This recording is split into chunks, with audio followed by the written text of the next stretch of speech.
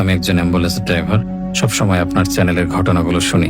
আমার খুব ভালো লাগে। আমার সাথে অনেক ঘটনা ঘটেছে অ্যাম্বুলেন্স ড্রাইভিং এর পেশায় এসে। কিন্তু পরিবারের দায়িত্ব নেওয়ার জন্য কাজ তো করতে হবে। আর আমি শুধু ড্রাইভিংটাই ভালো জানতাম। আর এক বিপদের সময় এই কাজটা পেয়েছিলাম। তখন থেকে অ্যাম্বুলেন্স ড্রাইভিং করতে করতে আজ বহু বছর পার হয়ে গেছে এই পেশায়। আজ আমি যে ঘটনাটি বলবো সেটি আমার জীবনের প্রথম ভৌতিক ঘটনা। আমি প্রাইভেট অ্যাম্বুলেন্স চালাতাম। অ্যাম্বুলেন্সের মালিক যিনি ছিলেন তিনি বাংলাদেশে থাকেন না। আমি সবসময় গ্রাম থেকে শহরের রোগী নিয়ে যেতাম। এর বাইরে অ্যাম্বুলেন্স নিয়ে যাওয়া নিষেধ। প্রায় 6-7 মাস হয়ে গিয়েছিল আমি কাজ করছি। অনেক মানুষের কাছে আমার নাম্বার ছিল। শুধু হাসপাতালের ডাক্তারদের কাছেই নয়, বরং সাধারণ মানুষের কাছেও। আমার অ্যাম্বুলেন্সটা কিছুদিন যাবত অনেক সমস্যা দিচ্ছিল। প্রচন্ড আওয়াজ করত, আর মাঝে মাঝে গাড়িটা চালাতে অনেক সমস্যায় পড়তে হতো আমাকে। আমার চেনা পরিচিত অনেকেই আমাকে বলল যে অ্যাম্বুলেন্সটা ঠিক করে নিতে, নয়তো একদিন রোগী নিয়ে বিপদে পড়তে হবে। সমস্যা নিয়ে কোনো রকম গাড়িটা দিয়ে কাজ করছিলাম, কারণ অ্যাম্বুলেন্স ঠিক করতে গেলে না হলেও একদিন আমার কাজ বন্ধ দিতে হবে। আর কোন সময় না কোন সময় এমার্জেন্সি কেস এসে পড়ে তা জানা সম্ভব নয়। তাই আমি চাচ্ছিলাম না যে কেউ আমাকে কল দিয়ে ফিরে যাক। আমি মামার বলা সেই জায়গায় খুঁজতে খুঁজতে গ্রাম থেকে কিছুটা সামনে চলে গেলাম। যেতে যেতে আমার চোখে পড়লো একটা সরকারি লাইট জ্বলছে, বড় একটা খাম্বা, আর খাম্বার উপর লাইট। সেখানেই চোখে পড়লো একটা খালি জায়গা। তাড়াতাড়ি সেখানে নিয়ে গেলাম, নিয়ে গাড়িটা দাঁড় করালাম। সামনে একটা দেয়াল ছিল। দেয়াল দেখে আমি ভেবেছি হয়তো দেয়ালের অপর পাশে বাড়িঘর হবে, তবে অন্ধকারের চাইতে আরো ভালো দেখা যায়। লাইটের আলো বেশিটা ছড়ায়নি। গাড়িটা পার্ক করার সাথে সাথে এক মধ্যবয়স্ক লোক দৌড়ে এসে আমাকে ধাক্কা মারলো।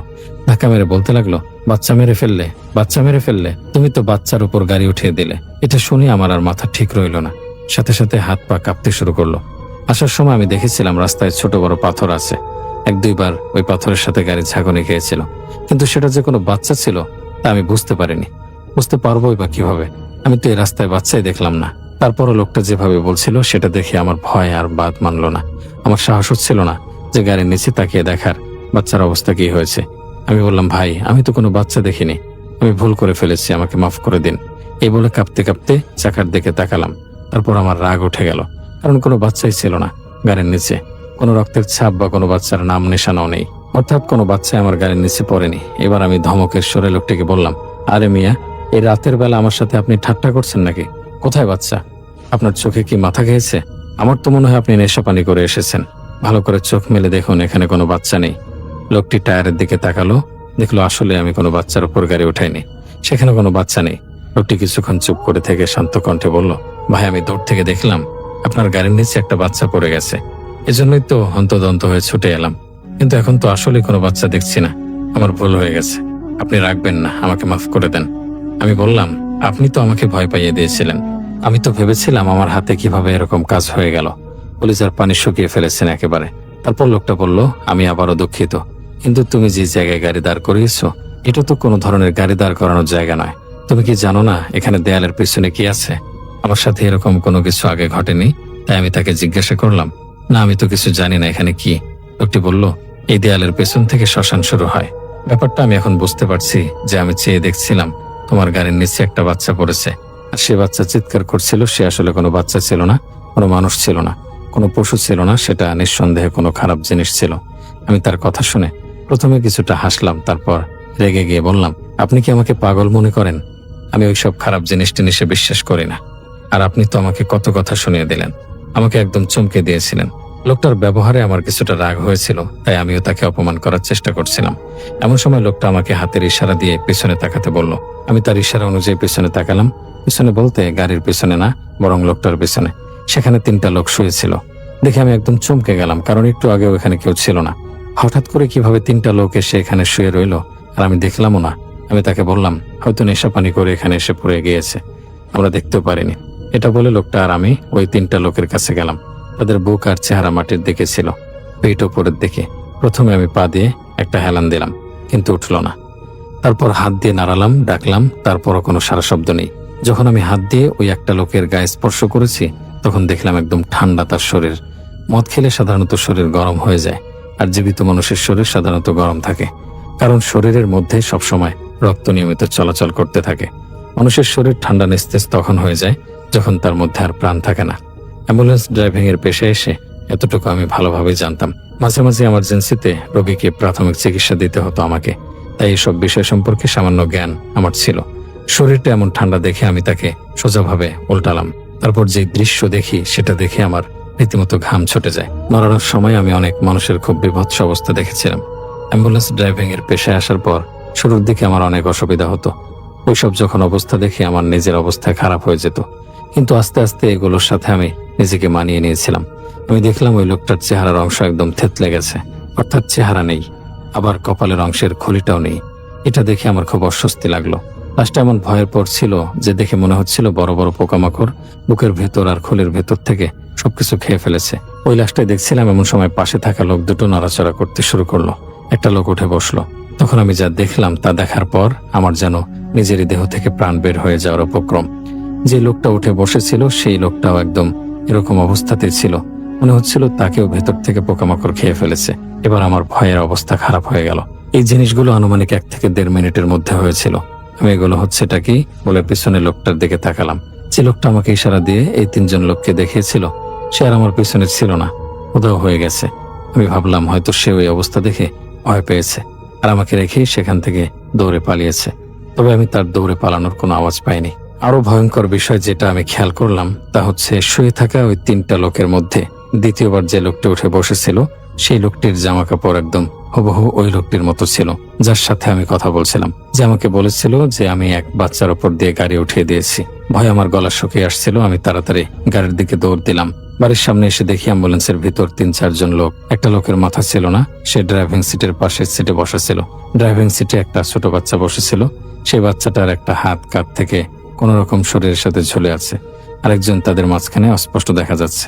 গাড়ির পেছন থেকে ওই লোকটা আসছিল যাকে আমি সর্বপ্রথম দেখেছিলাম। এখন তার অবস্থা অন্যরকম দেখা যাচ্ছিল।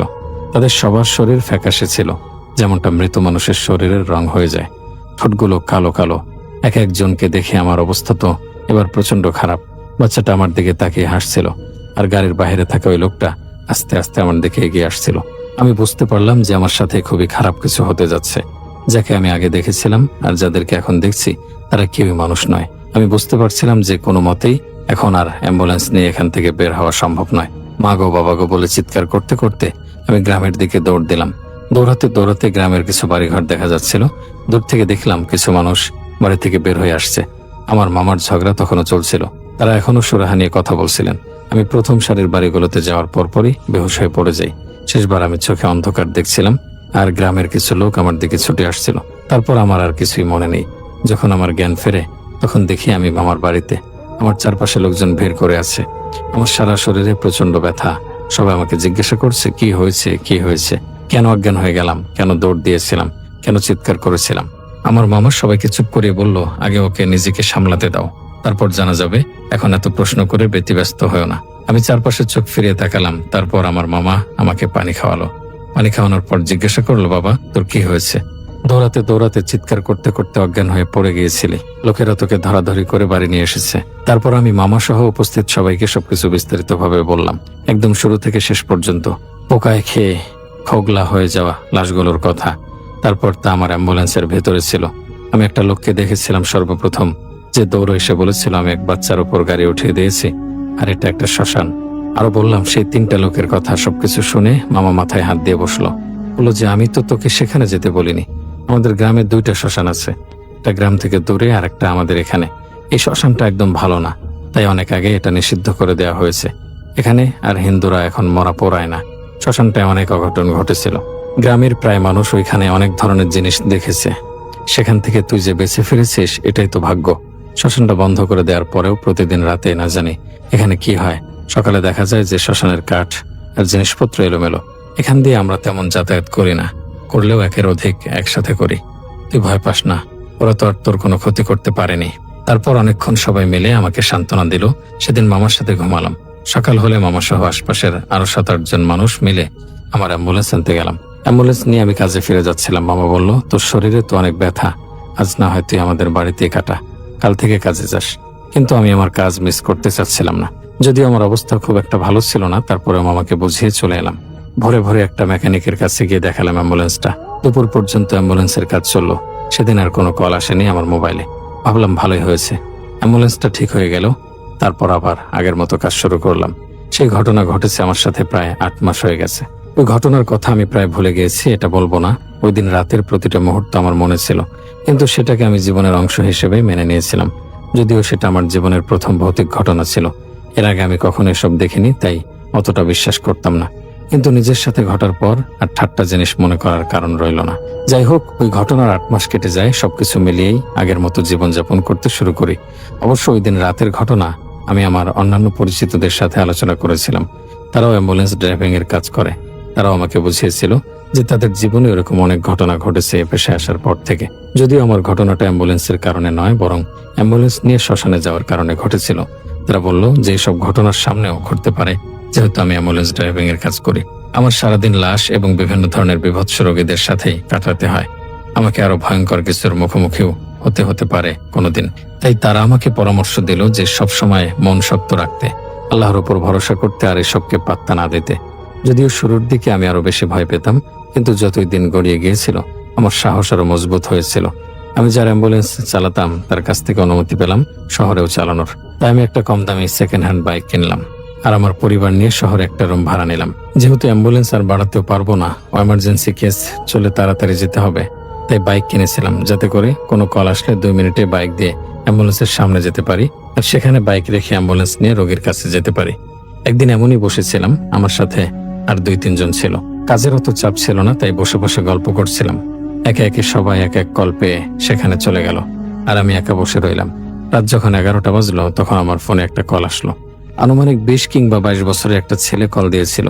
কল দিয়ে আমাকে জানালো যে তাদের বাড়িতে আগুন লেগেছে ও তার বাবার শরীর আগুনের ঝলসে গেছে। তবে তার বাবা এখনো জীবিত আছে, তাকে হাসপাতালে নিতে হবে। তারপর আমাকে ঠিকানা দিল। আমাকে যখন কোনো ঠিকানা দেওয়া হতো তখন প্রথমবারে আমি ঠিকানা একদম মুখস্থ করে ফেলতে পারতাম। খুব কমই এমন হয়েছে যে আমার দ্বিতীয়বার ঠিকানা জিজ্ঞাসা করতে হয়েছে। মাঝে মাঝে রাস্তায় কলের মধ্যেই ঠিকানা শুনতাম আর চলে যেতাম।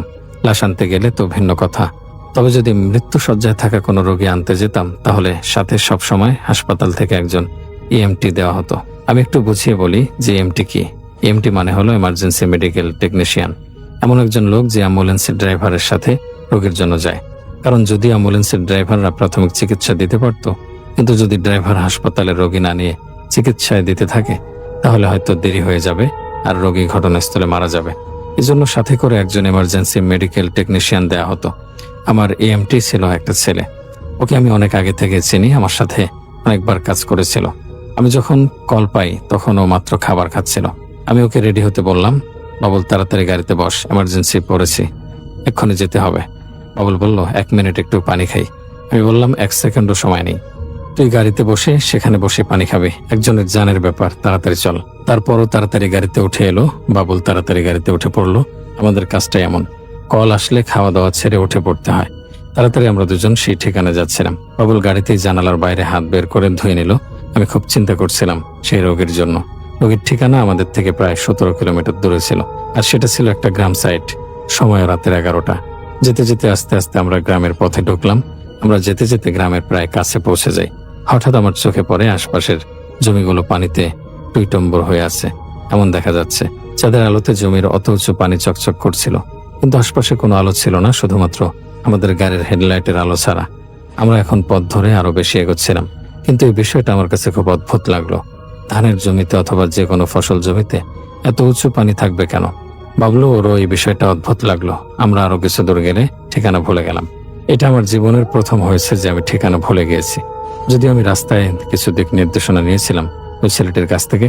ছেলেটিকে ফোন লাগাতে বললাম বাবুলকে, কিন্তু কেউ ফোন ধরছিল না। এমন সময় আমাদের চোখে পড়লো সামনে এক জায়গায় একটা বাড়ি। বাড়ি থেকে প্রচন্ড ধোঁয়া উঠছে, একদম কালো ধোঁয়া, আর বাড়িটি বেদঘুটে কালো দেখা যাচ্ছিল। আমরা মনে করলাম হয়তো সেই বাড়িটি থেকে আমাদেরকে কল করা হয়েছিল, কারণ আশেপাশে তো আর কোথাও এমন দেখা যাচ্ছে না যে দেখে মনে হবে আগুন লেগেছে। শুধু ওই বাড়িটা থেকেই ধোঁয়া উঠছিল। আমরা আর 7-5 না ভেবে তাড়াতাড়ি সেই দিকে চলে গেলাম। বাড়ির সামনে গিয়ে গাড়ি থামিয়ে নিচে নামলাম। নিচে নামতেই দেখি এক লোক সেই বাড়ির দরজার সামনে শুয়ে আছে। তার শরীরটা আধা ঝলসানো, খুব বাজে অবস্থা হয়ে গিয়েছিল। আমি বাবলুকে বললাম দাঁড়িয়ে না থেকে তাড়াতাড়ি ওনাকে ধর। দুজনের সাথে সাথে কাছে গেলাম ওই লোকটার। আমাদের প্রথমে মনে হয়েছিল লোকটি মারা গিয়েছে। অনেক সময় রোগীদের হার্টবিট মৃত্যুর আগেই থেমে যায়। সিপিআর দিলে অথবা সময় মতো চিকিৎসা পেলে আল্লাহ তাআলার অশেষ রহমতে সেই রোগীরাও বেঁচে যায়। আমি বাবলুকে বললাম সে জীবিত আছে নাকি মৃত তা এখন বড় বিষয় নয়। এমন হতে পারে যে তার হার্টবিট থেমে গেছে, তাই মৃত্যুর মতো দেখা যাচ্ছে। হাসপাতালে নিলে ডাক্তাররা চিকিৎসা করলে সুস্থ হয়ে যেতে পারে, তাই আমরা তাকে ধরতে গেলাম। এমন সময় লোকটা উঠে বসলো। এক মুহূর্তের জন্য আমরা থমকে গেলাম। লোকটা অন্ধলি গলায় বলল, আমাকে হাসপাতালে নিয়ে চলো, আমাকে বাঁচাও, আমি আর এই জ্বালা সহ্য করতে পারছি না। আমি তাড়াতাড়ি বাবলুকে বললাম, ওনাকে ধর আর গাড়িতে তোল। বাবলু বলল, ভাই আশপাশে তো কেউ নেই, ওনাকে একা কিভাবে নিয়ে যাই? ওই লোকটা বলল, আমার ছেলে পাশেই সাহায্য ডাকতে গেছে, তোমরা পরে তাকে জানিয়ে দিও, আগে আমাকে নিয়ে হাসপাতালে যাও। আমি বাবলুকে বললাম, তুই ধর তাকে, তার ছেলের নাম্বার তো আমাদের কাছে আছে, পরে জানিয়ে দেব, আগে তার চিকিৎসা দরকার। তারপর লোকটাকে আমরা ধরাধরি করে স্ট্রেচারে শুয়ে দিলাম অ্যাম্বুলেন্সের ভেতর। বাবলু লোকটার সাথে ছিল। আমি খুব সাবধানতার সাথে যত দ্রুত সম্ভব গাড়ি চালাচ্ছিলাম। আমি বাবলুকে বললাম হাসপাতালে জানিয়ে দিতে। বাবলুর সাথে সাথে হাসপাতালে কল লাগালো। নার্স আর ডাক্তার সবাই রোগীর জন্য তৈরি ছিল। সে গেলে চিকিৎসা শুরু হবে। শুধুমাত্র আমাদের এইখান থেকে যেতে যতক্ষণ লাগে ততক্ষণ সে বেঁচে থাকলেই হয়, কারণ পোড়া ঘা অনেক বেশি যন্ত্রণাদায়ক হয়। গাড়ি চালাতে আমার কিছুটা অসুবিধা হচ্ছিল, কারণ দুই পাশে ফসলি জমি আর রাস্তা খুব সরু। একবারের জন্য যদি নিয়ন্ত্রণ হারিয়ে জমির দিকে গাড়ি পড়ে যায় তাহলে হয়তো লোকটা এখানে মারা যাবে, হাসপাতালে পৌঁছানো হবে না। আমার খুব কষ্ট হয়েছিল গাড়ি চালাতে, তারপরেও কোনো কম্প্রোমাইজ করছিলাম না রোগীকে তাড়াতাড়ি হাসপাতালে নিতে। ওইদিকে বাবলু অনবরত লোকটিকে সান্ত্বনা দিচ্ছিল, যা যা প্রাথমিক চিকিৎসা প্রয়োজন ছিল সব করছিল। আমিও বারবার পেছনে তাকিয়ে দেখছিলাম। বাবলু ইতিমধ্যে হাসপাতালে কল দিয়ে যাকে যা বলতে হবে এসব বলে দিল। আমরা গাড়ি চালাতে চালাতে খুব কষ্টে হাইওয়েতে উঠলাম। হাইওয়েতে ওঠার পর বাবলু আমাকে বলল, ভাই গাড়ি থামাও। ওর এরকম কথা শুনে আমি ভাবলাম হয়তো আমার কানে ভুল শুনেছি। জোরে বললাম, কি বলছিস, ভালো করে বল। বাবলু বলল, ভাই গাড়ি থামাও। এটা শুনে আমি ওকে বললাম, তুই উল্টাপাল্টা এগুলো কি বলছিস? তুই কি বুঝিস না আমাদের তাড়াতাড়ি হাসপাতালে পৌঁছাতে হবে রোগী নিয়ে, না হলে তো রোগীটা মারা যাবে। বাবলু চিৎকার করতে শুরু করলো। চিৎকার করে করে বলছিল, ভাই তুমি গাড়ি থামাও, তাড়াতাড়ি গাড়ি থামাও, আমার ভয় লাগছে। এবার আমি ওর অবস্থার কথা শুনে কিছু একটা বিরক্ত হয়ে গেলাম। বললাম, তোর যে কি হলো, কি যে বলছিস? কিন্তু ওর অবস্থা দেখে মনে হলো কিছু একটা হয়েছে। সর্বপ্রথম আমার মাথায় এলো হয়তো রোগীটা মারা গিয়েছে। আমি তখনও গাড়ি চালাচ্ছিলাম। হতাশার দৃষ্টিতে আর কণ্ঠে বললাম, বাবলু রোগীটা কি মারা গিয়েছে? বাবলু বলল, তুমি গাড়ি থামাও। এবার আমি ভাবলাম হয়তো কিছু একটা খুব গুরুতর হয়েছে, হয়তো বাবলু এমন একটা পরিস্থিতিতে কেনই বা গাড়ি থামাতে বলবে। আমি তাড়াতাড়ি ব্রেক লাগিয়ে গাড়ি থামালাম। বাবলুকে বললাম, কি হয়েছে? ও কাঁপা কাঁপা কণ্ঠে বলল, ভাই তুমি তাড়াতাড়ি অ্যাম্বুলেন্সের দরজা খোলো। আমি গিয়ে অ্যাম্বুলেন্সের দরজা খুললাম। খুলে দেখি যে বাবলুর হাত পা কাঁপছে আর স্ট্রেচারে সেই রোগী নেই। আমি খুব বিস্মিত হয়ে গেলাম। বাবলুকে বললাম, কিরে বাবলু, রোগী কোথায়? বাবলু যা উত্তর দিল তা শুনে আমার পা থেকে মাটি সরে গেল। ও বলল যে ওর চোখের সামনে থেকে লোকটা স্ট্রেচার থেকে উধাও হয়ে গেছে, আর ও এই দৃশ্য দেখেছে। লোকটা ওর সাথে এতক্ষণ পর্যন্ত কথা বলছিল। লোকটি নাকি তাকে বলেছিল যে তাকে যে কোনো মতে হাসপাতালে নিয়ে যেতে। এটা বলার পর সাথে সাথেই নাকি লোকটা উধাও হয়ে গেছে। আমিও খুব অবাক হয়ে গেলাম, কারণ চলন্ত গাড়ি থেকে একটা লাশ কিভাবে উধাও হয়ে যাবে? আমি তো আর গাড়ি থামাইনি যে বাবলু লোকটাকে কোথাও রেখে আসতে পারবে। তাছাড়া জীবনে আরো একবার আমি এরকম অভিজ্ঞতার মুখোমুখি হয়েছিলাম। কিছু বুঝতে পারছি না। আমাদের দুজনেরই হাত পা সহ সম্পূর্ণ শরীর কাঁপছিল ভয়ে। আমরা বুঝতে পারছিলাম যে আমাদের সাথে খারাপ কিছু একটা হয়েছে। তাড়াতাড়ি দরজা লাগিয়ে বাবলুকে নিয়ে সামনে চলে গেলাম। আমরা তন্ন তন্ন করে অ্যাম্বুলেন্স খুঁজছিলাম, এমনকি আশেপাশে জায়গাও খুঁজেছিলাম। কোথাও রোগীটি ছিল না। দুজনে একসাথে ভুল হওয়াটা সহজ ব্যাপার নয়। যে আমাদের সামনে ছিল সেটাই সত্য ছিলাম। খালি অ্যাম্বুলেন্স নিয়ে আমরা দুজন হাসপাতালে চলে গেলাম। গিয়ে দেখলাম ডাক্তার সাহেব আর নার্স একদম প্রস্তুত ছিল সবকিছু নিয়ে। আমাদের পায়ের গতি ধীর হয়ে গেল। ডাক্তার সাহেব হন্তদন্ত করে ছুটে এলেন, আমাদের বললেন তাড়াতাড়ি রোগীকে বের করতে। আমি আর বাবলু একে অপরের মুখের দিকে তাকালাম, কারণ যে ঘটনা ঘটেছে তাকে ডাক্তার সাহেবকে বললে সে বিশ্বাস করবে। তারপরেও কোনো মতে নিজেদেরকে সামনে নিয়ে ডাক্তার সাহেবকে সম্পূর্ণ ঘটনা বিস্তারিত বললাম। উপস্থিত বাকিরাও শুনলো। ডাক্তার সাহেব রেগে গেলেন, বলেন, তোমরা কি আমাদেরকে পাগল ভাবছো? একটা রোগী আবার উদাও কিভাবে হয়ে যায়? সত্যি করে বলো, তোমরা কোথায় ছিলে আর কেন এমন করলে? আমি আমার পকেট থেকে মোবাইলটা বের করে সেই রোগীর ছেলের নাম্বারটা ডাক্তার সাহেবকে দেখাবো। এমন সময় দেখলাম মোবাইলে সেই নাম্বার থেকে আসা সব কল মুছে গেছে। ডাক্তার সাহেব আরো চটে গেলেন। আমি বাবলুর দিকে অসহায়ের মতো তাকালাম। বাবলু আমার পক্ষ নিয়ে ডাক্তার সাহেবকে বলল, ভাই ঠিক বলছে, প্রতিটা কথা সত্য। তারপর আমরা ডাক্তার সাহেবকে সেই ছেলের ঠিকানাটা বললাম। সেই ডাক্তার সাহেব এতক্ষণ আমাদের উপর রেগে আটখানো হয়েছিলেন। হঠাৎ করে তিনি একদম চুপ হয়ে গেলেন। এবার নার্স ডাক্তারের দিকে, ডাক্তার নার্সের দিকে তাকালো। কিছুক্ষণ চুপ করে থেকে বললেন, তুমি যে ঠিকানার কথা বলছো সেই ঠিকানা থেকে 8 বছর আগে একটা আগুনে ঝলসে যাওয়া রোগী এসেছিল আমাদের এই হাসপাতালে, কিন্তু রোগীটা বাঁচতে পারেনি।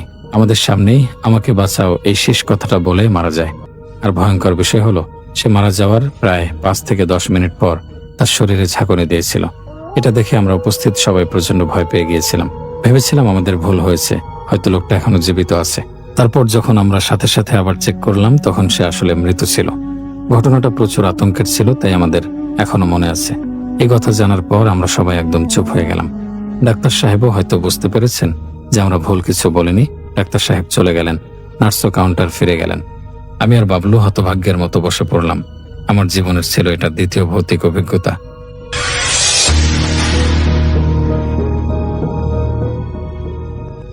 থ্যাংক ইউ রাসেল ভাই আমার সুযোগ করে দেওয়ার জন্য। রাসেল ভাই, এখন যেই স্টোরিটা আমি শেয়ার করব, এটা আমাদের রাজবাড়ী ফুলট্রিজ টিমের যে সদস্য সজীব ওই ঘটনাটি কালেক্ট করেছে। ঘটনাটি চুয়াডাঙ্গার আলমডাঙ্গার ঘটনাটির সময় রাসেল ভাই 1994 সাল। ঘটনাটি ঘটে কালু মিয়া নামক একজন রিক্সা চালকের সাথে। প্রফেশনে একজন রিক্সা চালক ছিলেন। উনি যে কাজটা করতেন, ওনার বাড়িটা চুয়াডাঙ্গার এই আলমডাঙ্গা থেকে 7-8 কিলোমিটার ভিতরে একটা গ্রামে ছিল। তো উনি সকালবেলা রিক্সা চালাতে চালাতে চলে আসতেন শহরে এলাকায় রিক্সা চালিয়ে, আবার রাতের বেলা বাড়িতে চলে যেতেন। দৈনন্দিন একটা কাজ ছিল। তো গতানুগতিকভাবে উনি যেদিন ওনার সাথে ঘটনাটা শুরু হয় সেদিন উনি আসেন চুয়াডাঙ্গা শহর রিক্সা চালিয়ে। তবে ওই দিন ওনার ফিরতে ফিরতে বেশ দেরি হয়ে যায় এবং উনি আলমডাঙ্গা থেকে ফিরে যখন ওনার বাড়িতে যাবেন, ওনার বাড়িতে যাওয়ার আগে দুটো বিলের পাশ দিয়ে যেতে হতো। বর্ষাকালে সেটা ভরা থাকতো এবং অন্য সময় সেটা শুষ্ক থাকতো এবং অন্য সময় কৃষিকাজ সেই বিলের মধ্যে করা হতো। তো ওই সময়টা বর্ষাকাল ছিল না, ওই সময়টা শুষ্ক মৌসুম ছিল আর কি। তো পাশে রাস্তা ছিল, উনি রাস্তা দিয়ে রিক্সা চালিয়ে যাচ্ছেন। তো ওই সময় রাস্তায় আবার কেউ ছিল না, মানে একদম নিস্তব্ধ একটা সময় ওই রাস্তাটা এরকম ছিল। তো হঠাৎ উনি খেয়াল করলেন বেশ উঁচু লম্বা একজন লোক। তো লোকটি হাতে মানে সাদা কাপড়ে কি যেন ঢাকা, ওনার এক হাতে ধরে রেখেছেন উনি, এরকম ছোট একটা জিনিস। তো উনি তখন বললেন, এই রিক্সা থাম, মানে তুই করেই বলছে, এই রিক্সা থাম, যাবি? বলে কোথায় যাব? বলে সামনে এই বিল পার হয়ে যে বট গাছটা আছে, বট গাছের কাছে আমি যাব। তখন বলে যে ঠিক আছে চলেন। তখন উনি লাফ দিয়ে উঠে বসেন, রিক্সা উঠে বসেন। তো রিক্সা চালাচ্ছে কালু মিয়া, চালাতে কিছুক্ষণ পরে হঠাৎ করে পেছন দিক থেকে, মানে ব্যাক সাইড থেকে একটি বাচ্চার কান্নার আওয়াজ আসছে। বাচ্চাটি বলছে, আমাকে ছেড়ে দেন, আমাকে ছেড়ে দেন। তখন কালু মিয়া বুঝতে পারলো ওই যে সাদা কাপড় দিয়ে যেটি মানে মাথা থেকে পা পর্যন্ত ঢেকে রাখা হয়েছিল একটা জিনিস, এটা আসলে একটা বাচ্চা। বাচ্চাকে উনি কোথা থেকে যেন নিয়ে আসছেন। তখন কালু মিয়া সাহস করে বলেন যে, ভাই বাচ্চাটা কি আপনার? তখন উনি আবার ধমক দিয়ে বলেন, বাচ্চা আমার না, তাই কার? এরকম ভাবে তুই চুপ থাক, এরকম একটা ধমক দিয়ে চুপ করাই দেন আর কি। তো রাসেল ভাই, কালু মিয়া কিন্তু দীর্ঘদিন ধরে যেহেতু ওই এলাকায় রিক্সা চালান, মোটামুটি সবাইকেই উনি চেনেন। এই লোকটা ওনার খুব অপরিচিত ছিল। তখন উনি অত কিছু মানে কিছু জিজ্ঞেসও করতে পারছেন না, বা এরকম রাতের বেলা কি জিজ্ঞেস করব বেশ বুঝতে পারছেন না। দেখুন উনি ওনার মতো রিক্সা চালিয়ে যাচ্ছেন। কিছুতে যাওয়ার পর রাসেল ভাই হঠাৎ আরেকটি লোক রিক্সার গতিরোধ করে, ঠিক ওনার মতোই উঁচা লম্বা, প্রায় একই রকম চেহারা, মনে হয় যে যমুজ ভাইটা এরকম কিছু হবে আর কি। প্রায় একই রকম চেহারা আর কি, চেহারার গঠন। তো ওনার হাতেও সেম একই রকম জিনিস, কি যেন একটা সাদা কাপড় দিয়ে ঢেকে রেখেছে এবং ওই একটা হাত ধরে রেখেছে মনে হচ্ছে ওই সাদা কাপড়ের ওখানে। বলছে যে, এই রিক্সা যাবি? বলে যে, আমার তো যাত্রী আছে। বলে কোনো সমস্যা নেই, আমি এই রিক্সাতেই যাব। এই বলে কোনো কথা ছাড়ে হঠাৎ করে উঠে বসে পড়েন ওই রিক্সা। অথচ ওই রিক্সায় কিন্তু আরেকজন লোক ছিল, কিন্তু কেউ ওরা মানে একজন আরেকজন কিন্তু প্রতিবাদ করছে না যে আপনি কেন উঠবেন। মনে হচ্ছে এই দুইজনকে চেনে। কিছুক্ষণ পরে কালু মিয়া খেয়াল করলো যে এখন আর একটা বাচ্চার কান্না আসছে না, দুটো বাচ্চার কান্না আসছে পিছন থেকে। দুটো বাচ্চা বলছে যে, আমাদেরকে ছেড়ে দেন, আমাকে ছেড়ে দেন, আমাকে যেতে দেন, বাড়িতে যেতে দেন। এবং ওরা কোনো কথা বলছে না। তো কালু মিয়া এখন মানে চিন্তা করছে যে এদেরকে কি বলবো না বলবো। তো এখন যাই হোক আসল ভাই, কিন্তু কয়েক মিনিট এরকম কান্নাকাটির পর হঠাৎ করে কালু মিয়া মানে বুঝতে পারলো যে হঠাৎ করেই যেন দুটো বাচ্চার কান্না বন্ধ হয়ে গেল। তখন কালু মিয়ার পিছন দিকে তাকায় নেই, যখন বট গাছের কাছে চলে আসলো বিলের পাশে। বট গাছের পাশে আসার পরে ওই লোক দুটো নামার পরে বললো যে, এই নে তোর ভাড়া নেই। তাই বলে কিছু টাকা তাকে দিয়ে দিল। কিন্তু অদ্ভুত ব্যাপার রাসেল ভাই, ওই দুটো বাচ্চা কিন্তু আর ওখানে ছিল না। এটা যে কোথায় গেল? তো উনি তাদেরকে জিজ্ঞেস করতে যাবে, হঠাৎ করে দেখলো যে তারা ঠিক যেই দিক দিয়ে রিক্সা নিয়ে আসে ঠিক ওই দিকেই আবার চলে যাচ্ছে। মানে মনে হচ্ছে যে তারা আবার আগের জায়গায় ফিরে যাচ্ছে এমনটা, কিন্তু সাথে দুটো বাচ্চা নেই। তখন ওই চিৎকার করছে, ভাই বাচ্চা দুটা কই? তার কোনো উত্তর দিল না। ওনারা তার মানে হাঁটা দিয়ে চলে যায়। এখন কালু মিয়া চিন্তা করেছে যে না জানি কোন ফ্যাসাদে পড়লাম, সে আবার মানে কি ঝামেলায় পড়ি। উনি তাড়াতাড়ি করে রিক্সা নিয়ে বাড়ির দিকে চলে যান। তখন বাড়ির যখন কাছাকাছি এসেছে রাসেল ভাই, হঠাৎ করে দেখেন ওই দুটো লোক তার বাড়ির সামনে দিয়ে যাচ্ছে। কালু মিয়া খুব অবাক হয় যে কি ব্যাপার, একটু আগে না ওনারা কত দূরে রেখে আসলাম, আমি রিক্সা এত দ্রুত চালিয়ে বাড়িতে চলে আসলাম, অথচ এই দুইটা লোক এখানে আসলো কিভাবে? তখন কালু মিয়া চিন্তা করে যে এটা হয়তো বা একটা প্যারানর্মাল বিষয় হতে পারে, কারণ যেহেতু উনি বিলের পাশ দিয়ে রিক্সা চালিয়ে টালিয়ে আসেন, মোটামুটি টুকিটাকি ছোট ছোট প্যারানর্মাল বিষয়টা ওনার কাছে এটা খুব কমন ছিল। তখন উনি চিন্তা করেন যে আমার সাথে এতক্ষণ যেটা ঘটেছে প্যারানর্মাল ঘটনাই ঘটেছে। উনি বেশ সাহসী লোক ছিলেন, দেখ তাড়াতাড়ি বাসায় ফিরে রিক্সাটা বাড়ির উঠানে সাইড করে রেখে উনি তাড়াতাড়ি খাবার দাবার খেয়ে শুয়ে পড়েন। উনি সকালে খুব তাড়াতাড়ি ঘুম থেকে ওঠেন। সকালে খুব তাড়াতাড়ি ঘুম থেকে ওঠার পরে ওনার একটা অভ্যাস ছিল, উনি স্মোক করতেন। ওনার জামার পকেটেই মানে সিগারেট থাকতো। তো উনি যে কাজটা করলেন যে জামার পকেটে যে সিগারেট ছিল, 2 পিস সিগারেট উনি রাতের বেলা রেখে দিয়েছিলেন আর কি। উনি জামার পকেটে হাত দিয়ে সিগারেট দুটো বের করেছেন। বের করে যখনই ম্যাচ দিয়ে সিগারেট ধরাতে যাবেন, হঠাৎ করে দেখেন এটা তো সিগারেট না, এই দুটো বাচ্চার আঙ্গুল, একটা হলো বৃদ্ধাঙ্গুলি এবং তর্জনী, ওনার ওই জামার পকেটের মধ্যে এটা ছিল। তো উনি খুব অবাক হন, কি ব্যাপার, এই সিগারেটের জায়গায় এই বাচ্চার আঙ্গুল আসলো কিভাবে? উনি তো চিৎকার দিয়ে বাড়ির লোকজনকে জড়ো করে ফেলেন যে আমার জামার পকেটের মধ্যে এরকম বাচ্চার আঙ্গুল। তখন ওনার বাড়ির লোকজন বলে, কি ব্যাপার, তোমার রিক্সায় মানে রক্তের ছোপ লেগে আছে কেন? তখন উনি আবার তাড়াতাড়ি রিক্সায় যান এবং রিক্সায় রাসেল ভাই দেখা যাচ্ছে যে আমরা সাধারণত রিক্সায় যে সিটের উপর বসি, সে সিটের নিচটা কিন্তু ফাঁকা থাকে, অনেক সময় রিক্সাওয়ালারা প্রয়োজনীয় জিনিস ওই সিটের নিচে রেখে দেন। ওর মনে হয়েছিল সিটের নিচ থেকে কোনো রক্ত, কোনো প্রবাহ এসেছে। তোমরা সবাই রিক্সার সিটটা যখনই উনি সরিয়েছেন তখনই দেখেন যে মানে রক্তা মানে শুধু কঙ্কাল আছে, কঙ্কালের হাড়ের সাথে কিছু মাংস ঝুলে আছে আর মাথা দেখা যাচ্ছে, কিন্তু এটা যে কার লাশ, চেহারা এত বিভৎস হয়ে গেছে। ওই দুটো বাচ্চাকে এমনভাবে নৃশংসভাবে হত্যা করে ওই সিটের নিচে রেখে দেওয়া হয়েছে। তখন এই দৃশ্য যখন ওরা দেখেন সবাই চিৎকার চেঁচামেচি শুরু করে দেন। আর যেহেতু এটা একটা মার্ডার, সেহেতু পুলিশকে তো ইনফর্ম করতে হয়, পুলিশও আসেন। তো পুলিশ আসার পরে এই ডেড বডি যতটুকু অবশিষ্ট ছিল নিয়ে যান, এবং যেহেতু ওনার রিক্সাতে এটা পাওয়া গেছে সেহেতু তাকে তো ধরে নিয়ে যাবে, এটাই স্বাভাবিক। তাকে ধরে নিয়ে যাবে, উনি প্রায় 3 মাস জেলে ছিলেন আর কি। পরবর্তীতে উনি পুলিশি রিপোর্টে প্রমাণিত হয় যে না, উনি এটা হত্যাকাণ্ডের সাথে জড়িত নন। আর আসলে ভাই এই দুটো বাচ্চার লাশ ছিল পাশের গ্রামের, যারা রাতের বেলা মানে কোনো কারণে বের হয়েছিল বাসা থেকে হয়তো ওয়াশরুমে যাওয়ার জন্য, কিন্তু ওরা ঘরে ফিরে আসে নাই, খোঁজাখুঁজি করছে, ফিরে আসে নাই। কিন্তু পাশের গ্রাম তো হয়তো তারা জানতে পারে না, কিন্তু পরের দিন মানে যখন এরকমই হলো যে দুটো বাচ্চার লাশ, তখন ওনারা বুঝতে পারেন হয়তো এই দুটো বাচ্চার লাশই। তখন যখন কালো মিয়াকে চেহারার বর্ণনা, কালো মিয়া তো অন্ধকারে খুব ভালো দেখতে পারে না এই বাচ্চার, তো যতটুকু বলেছে তা বুঝতে পারছে এই দুইটাই সেই বাচ্চার লাশ। তো রাসেল ভাই মোটামুটি 3 মাস উনি এরকম কারাগারে ছিলেন। পরবর্তীতে প্রমাণিত হয় যে না, উনি এটা হত্যাকাণ্ডের সাথে জড়িত না।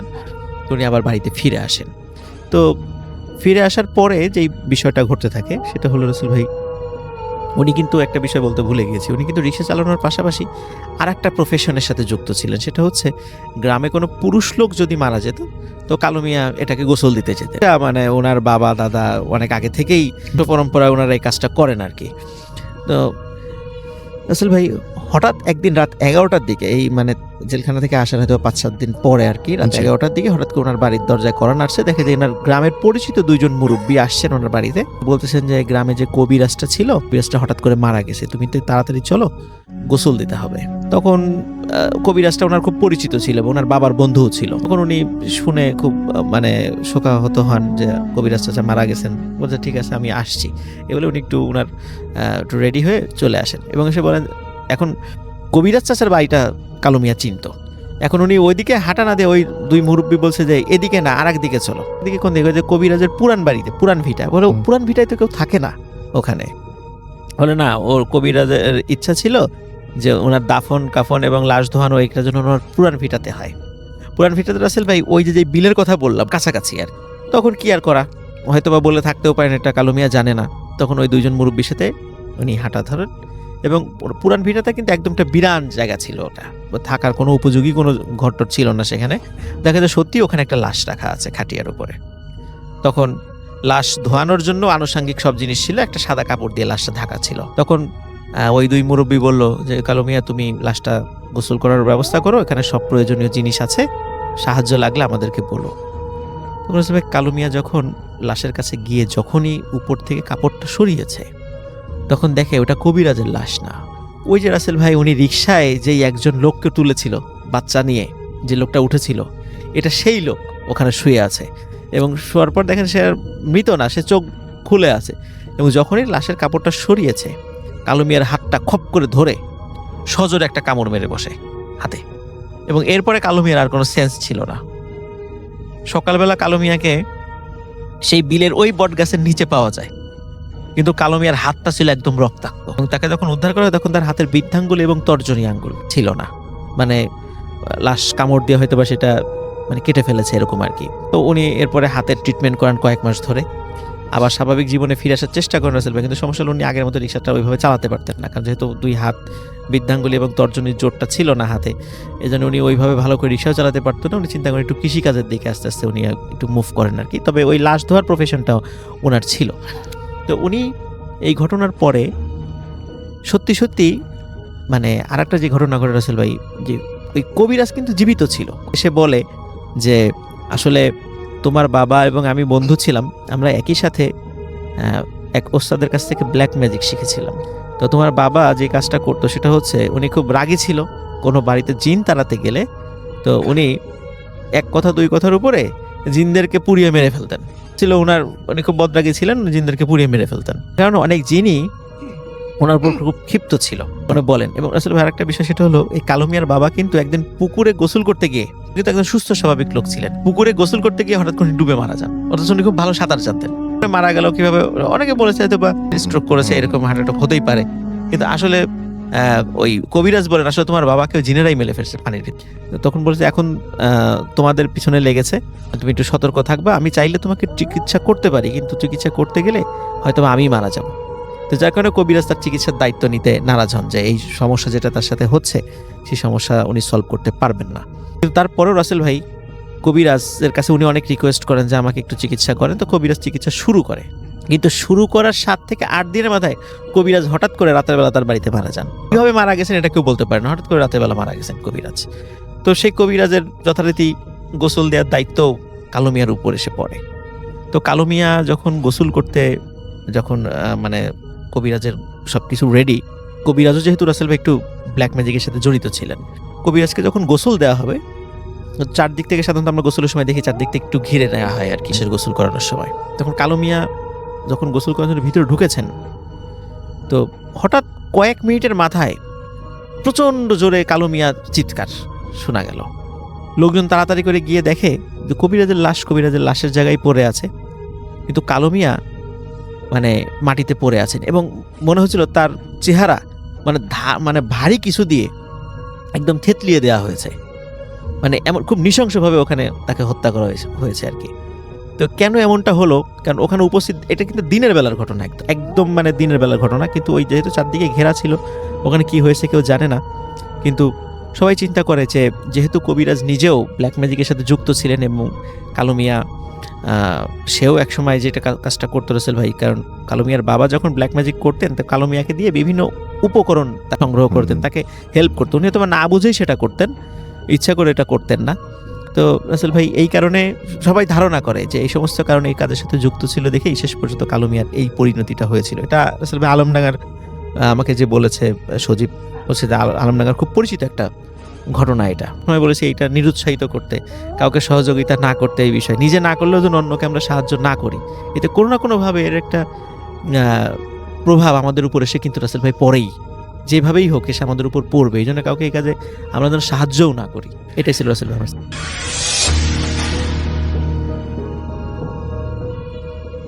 রতনের ঘটনা নিয়ে রতন এই ঘটনাটি শেয়ার করেছে আমাদের কাছে এবং তিনি আমাকে অনুরোধ করেছেন আমি যেন আমার মতো করে ঘটনাটা আপনাদের কাছে প্রেজেন্ট করি। রতনদের বাসা মিরপুরের কোনো একটা জায়গায়, স্পেসিফিক লোকেশন সে বলবে না, বেশ অনেক আগের ঘটনা, 80-র দশকে রতনের চাচার সাথে একটা ঘটনা ঘটেছিল, সেটি তিনি শেয়ার করেছেন। আমি চলে যাচ্ছি রতনের সেই ঘটনায় এবং আমি আমার মতো করে শেয়ার করছি। 80-র দশকের ঘটনা। রতনরা যেই জায়গাটাতে থাকতো মিরপুরের, সেটা তাদের নিজেদের বাসা, তবে জায়গাটা তখন অনেকটাই ন্যাচারাল এনভায়রনমেন্ট ছিল, মানে মিরপুরের ওই অঞ্চলটা তখনও অতটা ডেভেলপ করেনি। তাদের বাসার সামনের যে জায়গাটা সেটা একটা ছোট্ট রাস্তা ছিল, একদম চিকন রাস্তা, এবং সেখানে তখনও পাকা হয়নি, ওটা মাটির রাস্তা, পায়ে চলা রাস্তা, এবং সেখানে আসতে হতো। একটা সময় কিছুটা অংশ ইট বিছানো রাস্তা ছিল, তো সেই ইট বিছানো রাস্তাটা আবার একেবারে শেষের দিকে, যেখান থেকে ওখানকার যে মূল রাস্তা সেখানে উঠতে হতো। সেই মূল রাস্তাটাও বেশ বড় না, সেটা একটা চিকন রাস্তা, সেটা চলে গেছে একেবারে মেইন রাস্তার দিকে। এবং সেই রাস্তা অনেক অংশেই নিচু হয়ে গেছে, অনেক জায়গায় ঢালের মতো আবার উঠেছে, এরকম মানে মানে বর্তমানের সাথে কোনোই মিল নাই ওই জায়গার। তো খুবই মানে অনেক মানে অবস্থা খারাপ ছিল রাস্তার, ভাঙাচোরা একটা অবস্থা। আর তাদের বাসার সামনে একটা মাটির রাস্তা, তার থেকে একটু দূরে গেলে একটা খাল আছে, মানে একেবারেই ন্যাচারাল এনভায়রনমেন্ট।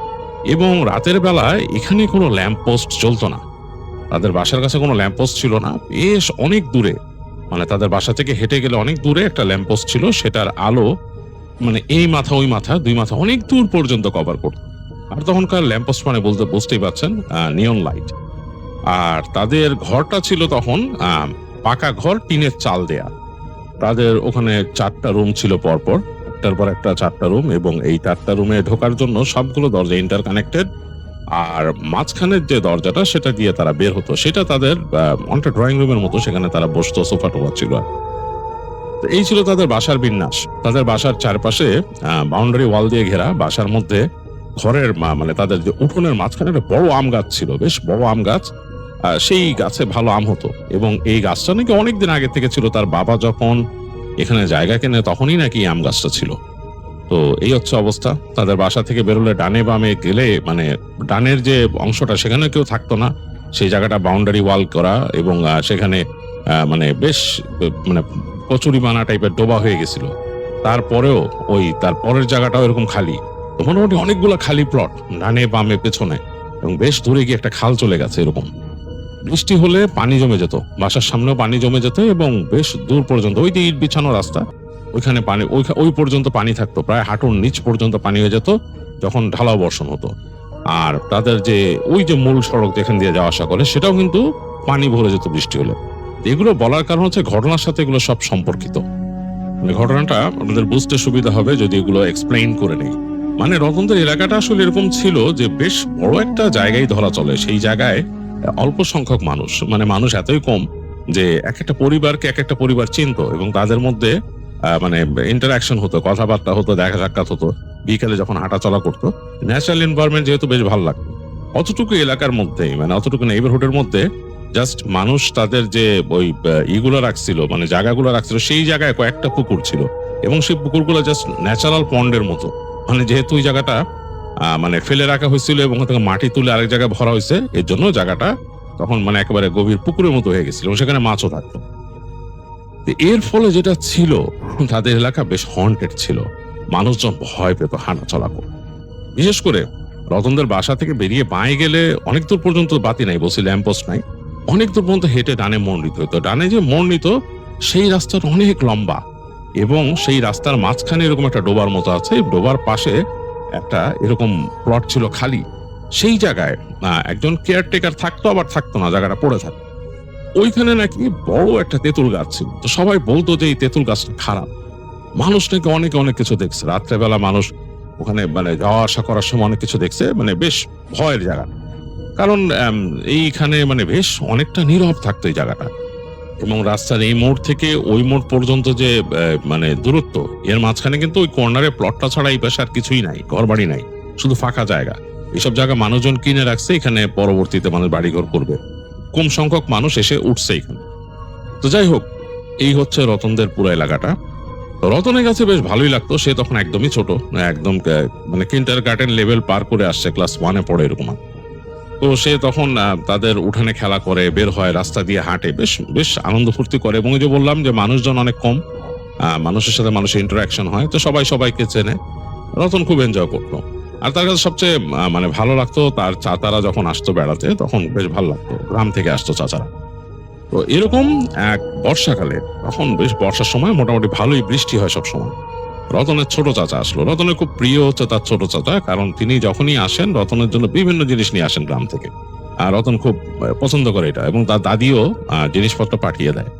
তো ছোট চাচা আসাতে রতন তো খুব খুশি। ছোট চাচা তার জন্য অনেক কিছু নিয়ে আসছে, নাড়ু, তারপরে আরো অনেক কিছু বানায় নিয়ে আসছে সেখান থেকে, মানে গ্রাম থেকে নিয়ে আসছে, তার দাদি বানায় দিছে। রতন খুব মজা। আর তার উপরে বোনাস হচ্ছে ছোট চাচা গল্প বলে, বিভিন্ন রকমের গল্প, ভূতের গল্প, আরো অনেক গল্প, এবং এগুলো তার কাছে খুব ভালো লাগতো। তো ছোট চাচা আসছে বাসায়, তখন বিকাল হয়ে গেছে, এবং আসার পর রতনের বাবা মাও খুশি। রতনের বাবাও খুব পছন্দ করে তার ছোট ভাইকে। তিনিও গল্প গুজব করলেন তার ছোট ভাইয়ের সাথে। রতন তো চাচার সাথে সাথেই আছে। তো তার রতনের মা জিজ্ঞেস করলো তার চাচাকে যে কি খাবি।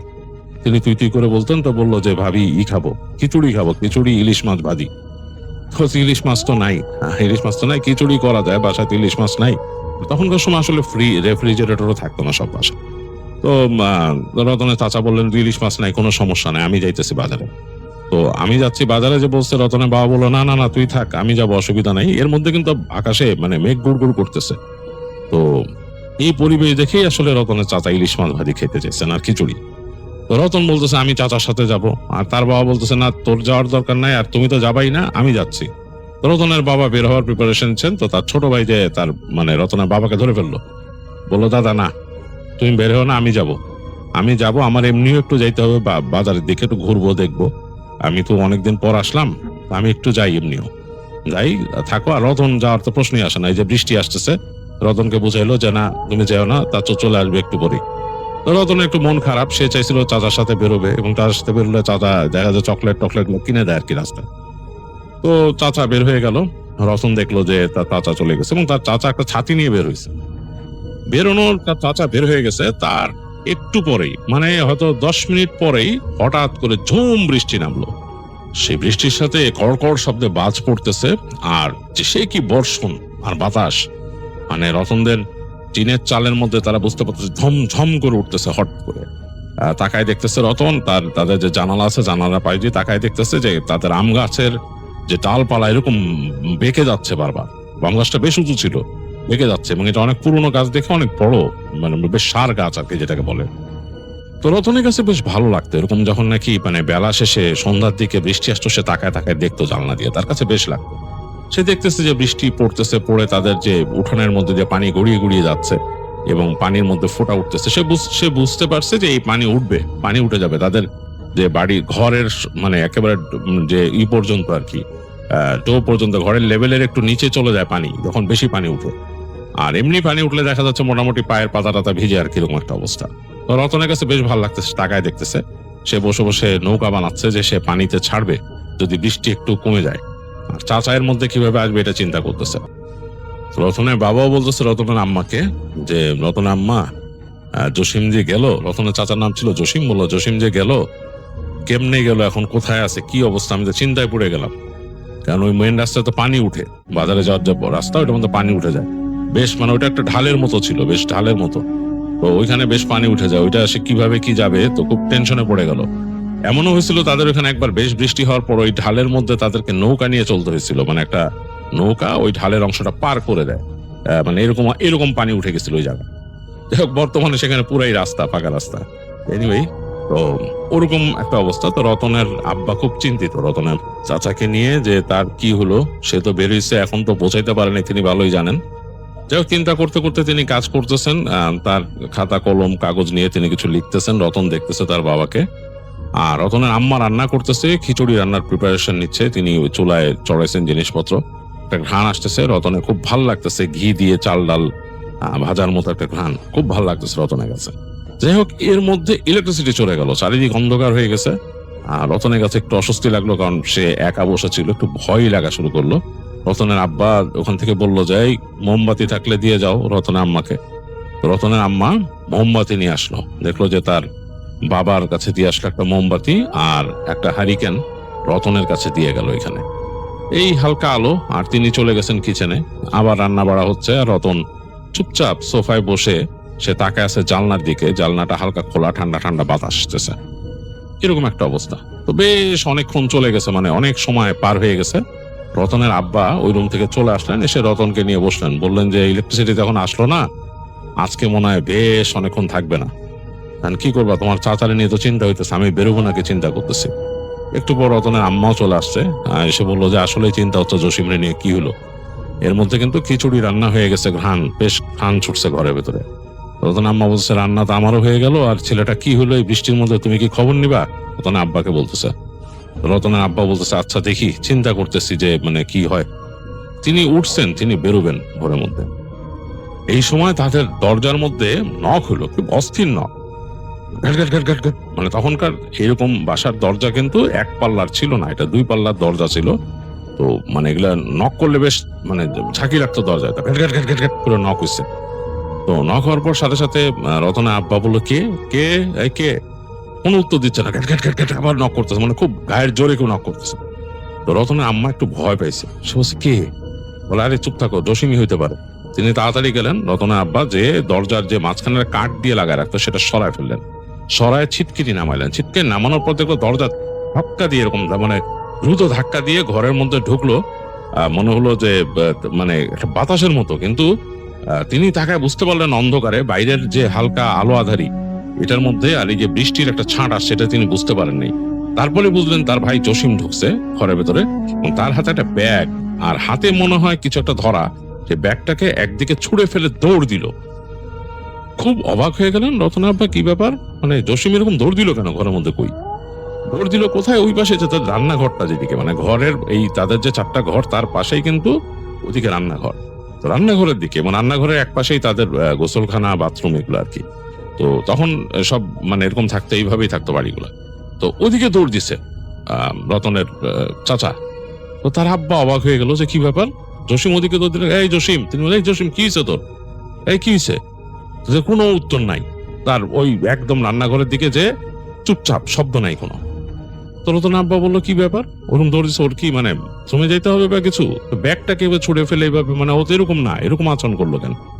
তো ঘরে কিন্তু বাতাস ঢুকতেছে, দরজাটা কাঁপতেছে, দেখতেছে বৃষ্টি কিন্তু তখনও পড়তেছে, দরজাটা এরকম খোলা বাতাসে। রতন আব্বা একটু মানে হয়ে গেছে, হতবিহ্বল হয়ে গেছে এরকম ব্যাপারে। তো তারপর বললেন দেখো তো কি ব্যাপার।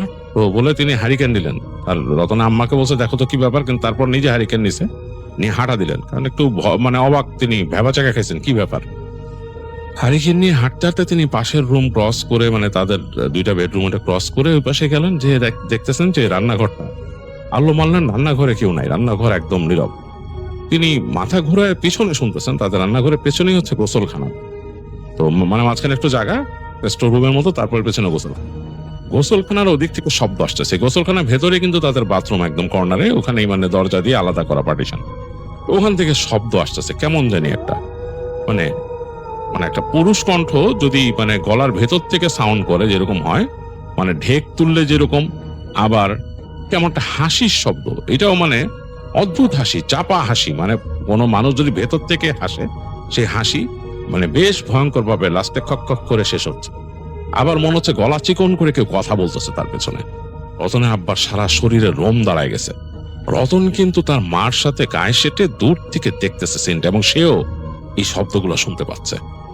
কেমন জানি একটা শব্দ, এই মনে হচ্ছে যে একটা মানুষ নিজের সাথে নিজে কথা বলতেছে, মানে আবার উত্তর দিচ্ছে, এবং যে প্রশ্ন করতেছে সে একটু মোটা স্বরে, আবার যে উত্তর দিচ্ছে সে একটু নিজের গলাটাকে চিকন করে চেপে। তো এই পর্যায়ে রতনের আব্বা আস্তে আস্তে হারিকেন নিয়ে গেল সেই গোসলখানা, মানে তাদের যে শাওয়ার গোসলখানা যেখানে গোসল করে সেই জায়গা আস্তে করে উকি দিল হারিকেনটা নিয়ে। তিনি দেখতেছেন তাদের যে বাথরুমের দরজাটা সেটার সামনে একটা সিঁড়ি আছে, 2টা সিঁড়ির উপরে বসে আছে তার ভাই জসিম বসে আছেন, এবং তার হাতে সেই ইলিশ মাছ একটা ধরা, মোটামুটি ভালোই বড় সাইজের একটা ইলিশ মাছ ধরা, এবং সেই ইলিশ মাছের দিকে তাকিয়ে কি কি বলতেছে নিজে গলার ভেতর থেকে, আবার জিভ বের করে ইলিশ মাছটা চাটতেছে, সেই বড় ইলিশ মাছটাকে। সে যখন নাকি ওখানে হারিকেন নিয়ে ঢুকছে, ফট করে তার দিকে তার ভাই তাকালো, মনে হলো উদ্ভ্রান্তের মতো দৃষ্টি, চোখ 2টা একদম লালচে, মানে একদম মানে মনে হচ্ছে কচলায় লাল বানায় ফেলছে এরকম। তার দিকে তাকায় বলছে তোরা ইলিশ মাছ খাবি, এমন করে চেহারা করে বলছে, মানে সেটা তিনি কল্পনা করে, তাকে এরকম অসম্মান করার প্রশ্নই আসে না। তার ছোট ভাই তাকে দাদা দাদা করে বলে, অনেক সম্মান করে। তো ইলিশ মাছ খাবি এমন করে বলছে, তিনি তার বুকের ভেতর ধক করে উঠছে। তারপর হ্যাঁ করে ইলিশ মাছটা নিয়ে তার ভাই ওখান থেকে লাফ দিয়ে দৌড় দিল। রতনের বাবা সরে যাচ্ছিল, কিন্তু তাকে ধাক্কা দিয়ে ফেলে দিল এক সাইডে, তিনি পড়ে গেলেন হারিকেন নিয়ে। তারপর দেখলেন হুড়মুড় করে তার ভাই বের হয়ে গেল। রতনের মা তাড়াতাড়ি রতনকে নিয়ে সাইডে সরে গেছে, দেখে দৌড় দিয়ে বের হয়ে যে তাদের যে মূল দরজা দিয়ে বের হয়ে গেছে। আবার রতনের বাবা তাড়াতাড়ি পড়ি মরে করে উঠে, ওই হারিকেন কিন্তু পড়ে গেছিল, নেভে নাই তখনও, তিনি হারিকেন নিয়ে আবার দৌড় দিলেন। দৌড় দিয়ে দরজার কাছে যে দেখতেছে তার ভাই, এতটুক সময় তিনি আস্তে আস্তে দৌড় দিয়ে ওইখানকার তাদের যে আম গাছটা ছিল উঠানে মাঝখানে, সে আম গাছের প্রায় অর্ধেক উঠে গেছে, টিকটিকির মতো, টিকটিকি যেভাবে ওঠে ওইভাবে করে উঠে গেছে, এবং উঠতে উঠতে আম গাছের একেবারে মগ ডালের কাছে উঠে গেল, একেবারে মগ ডাল। যেখানে কোনোভাবে স্বাভাবিকভাবে একটা মানুষের ওঠা সম্ভব না সেরকম ভাবে উঠে গেছে, এবং আকাশের আলো বা বিজলি চমকাচ্ছে তো মাঝে মাঝে, এর মধ্যে দেখা যাচ্ছে সে মনে হলো যে একটা টিকটিকি যেভাবে উঠে যায় সেইভাবে করে একদম মগ ডালের কাছে যে কোনো একটা ডালে তার ভাই উঠে গেছে। এবং খুব আশ্চর্যজনক ব্যাপার, সে ইলিশ মাছটাকে কামড়ায় ধরে রাখছে, দাঁতে দাঁতে কামড়ায় ধরে রাখছে, মগ ডালে উঠে গেছে এবং বাতাসে এরকম দুলতেছে বিপজ্জনক ভাবে যে পড়ে যাবে এরকম। আর ওইখানে উঠে সে এক হাত দিয়ে ডালটাকে মশলায় ধরছে, মানে পেঁচায় ধরছে, এক হাত দিয়ে মাছটাকে নিয়ে শব্দ করতেছে, হাসতেছে ওইখান থেকে। খুবই ভয়ানক একটা সিন। রতনের বাবা শুধু বলল তার মাকে যে রতনের চোখ ঢেকে রাখো, সরাও ওখান থেকে। রতনের মা চোখ ঢেকে সরাইছে, তিনি ভয়ে দোয়া পড়তেছেন, তাড়াতাড়ি মাথায় আরো কাপড় বেশি করে টেনে তিনি কাঁপতেছেন আর দোয়া পড়তেছেন রতনের মা। রতন বুঝতেছে তার মা কাঁপতেছে। রতনের বাবা কিছুক্ষণ চিন্তা করলেন, কিন্তু নিজের ভাই তার বেরোইতে হবে, তিনি তাড়াতাড়ি হ্যারিকেনটা নিয়ে দৌড় দিয়ে চলে গেলেন উঠানে। বৃষ্টির মধ্যে তিনি ভিজে গেছেন বেরোতে বেরোতে। রতনের মা দেখতে, রতনের মা জোরে জোরে দোয়া পড়তেছে, রতনের বাবাও দোয়া পড়তে গেছে ওখানে। তারা বুঝছে জিনিসটা খারাপ কিছু। গাছের নিচে যে তার ভাই বলতেছে, মানে রতনের বাবা বলতেছে, এই তুই নিচে নাম তাড়াতাড়ি। আর সে হাসতেছে আর মানে আজে বাজে কথা বলতেছে, আজে বাজে গালি দিতেছে রতনের বাবাকে। রতনের বাবা এখান থেকে মানে অনেক জোরে জোরে বললো নাম, বলে দোয়া পড়তেছেন। তিনি যা পারেন, তিনি মোটামুটি ইবাদত বন্দি করতেন, দোয়া পড়তেছেন, দেখতেছেন না নামতেছে না, এবং তিনি যত দোয়া পড়েন তাকে তার ভাই ততই বকাঝকা করতেছে, উপর থেকে গালি দিচ্ছে। এবং তার হাতে ইলিশ মাছটা ধরা, এক পর্যায়ে দেখলো যে সেটাকে কামড়ায় খুবড়ায় অনেকখানি অংশ কাঁচা নিয়ে ফেলে সেই মাছটাকে ছুঁড়ে মারলো রতনের বাবার দিকে। রতনের বাবা সরে গেল, যে মাছটা থাপাস করে পড়লো তাদের উঠানে। তখন রতনের বাবা নিজে দৌড়ে যে আম গাছে ওঠা শুরু করলো, দেখলো মানে আম গাছে উঠতেছেন রতনের বাবা, এবং সে মনে হলো আরো উপরে ওঠা শুরু করলো, এবং তার ওঠাটা একদম লিকলিকা, এটা রতনের নিজের চোখে দেখা। মনে হচ্ছে যেভাবে টিকটিকি উঠে যায় সেভাবে উঠে যাচ্ছে সে আরো বিপজ্জনক ডালের দিকে। রতনের বাবা বার বলতেছেন উঠিস না, দোয়া পড়তেছেন, আর সে হাসতেছে পেছন দিকে তার চাচা, আর আরো উঠে যাচ্ছে। একবার একেবারে পাতলা একটা ডালের মধ্যে উঠে সেটা ভেঙে কড়াত করে তার চাচা একদম ডাল সহ নিচে পড়লেন।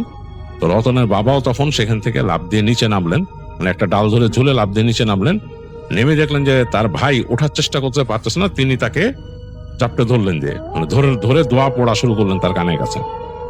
তো রতনের বাবা কিন্তু বেশ বলশালী ছিলেন, বেশ মাস্কুলার। একটা সময় তিনি কুস্তি করতেন। রতন বলছে তার বাবা কুস্তিতে চ্যাম্পিয়ন ছিল, গ্রামের বাড়িতে তার মেডেল আছে এগুলো। তো তিনি এরকম জোরে চেপে ধরছেন ভাইকে, কিন্তু ভাই অসম্ভব শক্তি তার বাবাকে মনে হয় ছুঁড়ে ফেলে দিলেন পাশে, মানে এক সাইডে। তারপর লাফ দিয়ে তার বাবার উপর পড়ে তার বাবার গলা পেঁচায় ধরলো, মানে চেপে ধরলো। তার বাবাকে এমন ভাবে চেপে ধরছে যে পানিতে মুখ ডুবে যাচ্ছে। রতনের আম্মা নাকি বেরোয় যেতে গেছিল রতনকে রেখেই, মানে সে বাধা দিবে। রতন কান্না শুরু করলো মাকে ধরে, এখন মা বেরোতে পারতেছেন রতনের জন্য, তিনি বেরোতে পারছেন না, তিনি ওখান থেকে জোরে জোরে দোয়া পড়তেছেন। তো এই সময় রতনের বাবা নাকি তার দুই পা তুলে তার ভাইয়ের ঘাড়ের কাছে পেঁচায়, মানে কুস্তির কৌশলে বা জুডোর কৌশলে এরকমই আর কি, পাটা পেঁচায় তার ভাইকে চাপ দিলেন পা দিয়ে। চাপ দেওয়ার সাথে সাথে রতনের চাচা পড়ে গেলেন, মানে মাটিতে পড়ে গেল মাথার নিচের দিকে। তিনি ওই একই প্যাচে তার হাতটা মোচড়ায় ধরে পিছনে নিয়ে আসলেন, তাকে মাটির সাথে চেপে ধরলেন। এখন তিনি হয়তো তার ভাই বলে কিছু করতেছেন না, তার অনেক পেশেন্স। তিনি চেপে ধরে তিনি দোয়া পড়তেছেন। অন্য কোন প্রতিপক্ষ হলে এখানে অনেক কিছু করা যায়, হাত ভাঙা যায়, অনেক কিছু করা যায়, কিন্তু তিনি সেটা করতেছেন না। তিনি দোয়া পড়তেছেন জোরে জোরে, এবং তার ভাই ছোটার চেষ্টা করতেছে আসরিক শক্তিতে। অনেক জোরে দোয়া করছেন। এক পর্যায়ে রতনের মা থাকলেন না, রতনকে ঘরের মধ্যে সরাই দিয়ে তিনি দৌড়ায় বের হয়ে গেলেন। তিনি দোয়া পড়তে পড়তে যে ফু দিলেন, রতনের চাচার কানের মধ্যে ফু দিলেন, সূরা পড়ে ফু দিলেন। তো সেটা পড়ার সাথে সাথে নাকি আত্মচিৎকার করে কাঁপতে কাঁপতে রতনের চাচা মানে নিথর হয়ে গেল, মানে একদম থেমে গেল আর কি, তিনি মানে বেহুশ হয়ে গেছে, জ্ঞান হারায় ফেলছেন। তো রতনের বাবা মনে হাত ছেড়ে বাঁচলেন, তিনি কিছুক্ষণ হাঁপায়, তারপর তার মানে রতনের চাচাকে টেনে ঘরের দিকে আনলেন, কারণ তিনি পারতেছেন না উঁচা করে আনতে। টেনে ছেঁচড়ে আইনে ঘরের মধ্যে উঠাইলেন। রতনের আম্মা বলছে যে ঘরে আনতেছ, যেটা আবার পাগলামি করে, তিনি বলছে রশি আনো, রশি। তাড়াতাড়ি রতনের আম্মা রশি নিয়ে আসলো, এবং মোটা বড় রশি ছিল না, শুকলি রশি, ওগুলো দিয়ে তিনি ভাইয়ের হাত বাঁধলেন, পা বাঁধলেন, বেঁধে তিনি দোয়া পড়া শুরু করলেন। দোয়া পড়তেছেন, একটু পর পর কেঁপে উঠতেছে রতনের চাচা। রতন এগুলো দেখতেছে কোনার মধ্যে সোফায় চুপচাপ বসে, গায়ের মধ্যে কাঁথা নিয়ে। এরকম কাঁপতে কাঁপতে রতনের চাচা এক সময় একদম কাঁপা শুরু করলো পুরা, এবং কাঁপা শুরু করলো। তারপর তার আবার হুঁশ আসলে চিৎকার করতেছে, তিনি খুব চিৎকার করতেছে। রতনের বাবা বললো যে আমি তো পারবো না, তখন বৃষ্টি একটু থেমে গেছে, কমে গেছে। তিনি বললেন যে অমুক সাহেবের, মানে তাদের কাছের বাসার, বলে ওনাকে একটু ডেকে নিয়ে আসো। হ্যাঁ, ওনার বড় ভাই আবার বড় হুজুর আর কি। তো ওনাকে ডেকে নিয়ে আসো, উনি এসে দেখি কি করা যায়, রতনকে নিয়ে যাও। ওর মাকে বলো। তার আম্মা ভয় পাচ্ছে, কিন্তু একা রেখে যেতে চাচ্ছে না রতনের বাবাকে। রতনের বাবা জোর করে বললেন যে তুমি যাও, নাইলে কিন্তু বিপদ হবে, ও দেখতেছে কেমন করতেছে। তো তখন রতনের আম্মা রতনকে নিয়ে একটা ছাতি নিয়ে ঘর থেকে হারিকেন নিয়ে বের হলেন, এবং এই হালকা হালকা বৃষ্টি তখন চিটচিট পড়তেছে। রতন কে কোলে রাখতে পারতেছে না তার মা, কারণ রতনের তখন অনেক মোটামুটি ওজন হয়ে গেছে। উনি হালকা পাতলা ছিলেন রতনের আম্মা, তো তিনি রাখতে পারছেন না। রতন এক পর্যায়ে বললো যে মা আমি নামবো। তো তার মা তারপরও তাকে ছাড়তেছে না, সে জোর করে নেমে গেল মায়ের কোল থেকে। রতন তখন দেখছে যে তার হাঁটুর উপর উঠে যায় পানি, এতখানি পানি সেখানে রাস্তায়। তো যাই হোক, সেগুলো পাড়ায় তার আম্মার সে গেল সেই যে প্রতিবেশীর বাসায়। রাস্তাঘাট এত ভয়ের, রতনের কাছে খুব ভয় লাগতেছিল, একদম নিথর নীরব। এবং সে তার বাবার কথা চিন্তা করতেছিল যে বাবার কি অবস্থা। সে বুঝতে পারছে তার চাচাকে ঘিনে ধরছে, এটা সে বুঝতে পারছে, কারণ তাদের ওই এলাকায় এসব কথা প্রচলিত ছিল তখন। তো গিয়ে ওই বাড়িতে তারা দরজা নক করলো, ইলেকট্রিসিটি তখনও নাই। অনেকক্ষণ নক করার পরে তখন ওই বাড়ির মানুষ দরজা খুললো। তো তোরা তো ভয় পাইছে তাদেরকে দেখে, অন্ধকারে হাতে হারিকেন নিয়ে আসছে। তো বললো যে কি ব্যাপার ভাবি, কি হয়েছে? তখন রতন আম্মা বললো আমাদের বিপদ, আমাদের বাসায় আমার দেবরকে জিনে ধরছে। এটা বলার পর তখন ওই বাসার যিনি ছিলেন, যে বড় ভাই যেটা বলছে, যিনি হুজুর, তিনি অনেক মোটামুটি অনেক কামেল মানুষ ছিলেন, তিনি আসলেন সাথে সাথে। আসার পর তিনি দেখতেছেন যে অলরেডি চিৎকার চেঁচামেচি করতেছে তার চাচা এবং তার বাবা ওখান থেকে ধস্তাধস্তির সাথে, মানে এমন ভাবে মানে সে ঝাঁকা দিতেছে যে সোফা ভেঙে ফেলবে, সে সোফার মধ্যে যে তাকে শোয়া রাখছে জোর করে। তো তিনি ঢুকলেন, তিনি ওইখান থেকে দোয়া পড়তে পড়তে ঘরে ঢুকলেন। তার যে তেলাওয়াত, তার এই শব্দে পুরা একদম নিথর হয়ে গেল রতনের চাচা, আর কোনো শব্দ করলো না। তো তিনি এসে দোয়া পড়লেন, দোয়া পড়ে অনেকক্ষণই করলেন। এর মাঝে কারেন্ট চলে আসলো তাদের বাসায়। তো কারেন্ট চলে আসার পর তিনি ওই রুকাইয়া করলেন তার চাচাকে। রতন কিন্তু দেখছে তার মায়ের সাথে অন্য রুমে বসে, তো রুকাইয়া করলেন। তো দেখলেন যে তার চাচা কথা বলতেছে, সে বলতেছে ওই যে তেঁতুল গাছের ওইখানে আমি থাকি, ওইখান থেকে আসছি। ওই তেঁতুল গাছের ওই প্লটটা সম্বন্ধে তারা জানতো, এবং জানতো যে ওইখানে একটা ফ্যামিলি থাকতো, তারা ওখানে কেয়ারটেকার ছিল আর কি, মূল যে জায়গাটা কিনছিল তারা রাখছিল, এবং তাদের ফ্যামিলিতে কি একটা সমস্যা হয়েছে জানি, যাই হোক তারা আর থাকতো না। অফ এন্ড অন ওই লোকটা মাঝে মাঝে আসতো, তো ওইখানে নাকি সমস্যা, ওখান থেকেই নাকি আসছে। রতনের চাচাকে এসে ধরছে। যাই হোক, তো উনি বেশ অনেকক্ষণ ধরে রুকাইয়া করে এক সময় তার চাচাকে ছেড়ে গেল। তো ছেড়ে যাওয়ার পর তিনি দোয়া দরুদ পড়লেন, পড়া পানি আনতে বললেন বাসায় যদি জমজমের পানি থাকে দাও। তো জমজমের পানি ছিল একসময় আমাদের সবার বাসায় কিন্তু জমজমের পানি থাকতো, এখনো আছে, আমার বাসায় এখন আলহামদুলিল্লাহ আছে, অনেকেই রাখেন। যাই হোক, সেই জমজমের পানি তাকে ছিটাই দিল, খাওয়াইলো, এবং তারপর দেখা গেল যে তার চাচা চোখ মিলছে, তার কিচ্ছু মনে নাই, সারা শরীরে ব্যথা। সে শুধু রতনের বাবাকে দেখে বলছে দাদা আমার শরীরে ব্যথা। তো সে বলে কোনো চিন্তা করিস না, চুপ থাক, শুয়ে থাক। তো সারা রাত নাকি ওই যে উনি যে কামেল ভদ্রলোক, তিনিও ছিলেন ওনাদের বাসায় ছিলেন, আর যান নাই, তিনি বাসায় যান নাই, তিনি থাকছেন, পাহারা দিচ্ছেন সারা। তার কাছে রতন অনেক কৃতজ্ঞ। যাই হোক, ওনার ছিলেন। পরদিন সকালে যখন ঘুম থেকে উঠে রতনের চাচা, তখন তিনি অনেক অসুস্থ, মানে সারা শরীর উপর অনেক কিছু গেছে। তো তিনি তখন রতনের বাবা বললো কি হয়েছিল তোর? সে বলছে আমার কি হয়েছিল? তো রতনের বাবা বললো তোর অনেক কিছু হয়েছিল, তোরে তো জিনে ধরছিল রাস্তায়। কেমনে কি, তোর কি কিছু মনে আছে? তো তখন তিনি বলতেছেন যে আমার যা মনে আছে, আমি গেলাম এখান থেকে বের হয়ে ওই যে মূল রাস্তায় উঠছি, তখন বাতাস ছাড়ছে, খুব বাতাস। তো বাতাসে একদম মানে শেষ হয়ে যেতেছি, এত বাতাস। আমি কি করব চিন্তা করলাম, তো ওখানে যে একটা দোকানের ওখানে দাঁড়াইলাম, দোকানদার ঝাঁপ বন্ধ করে দিতেছে এর মাঝে।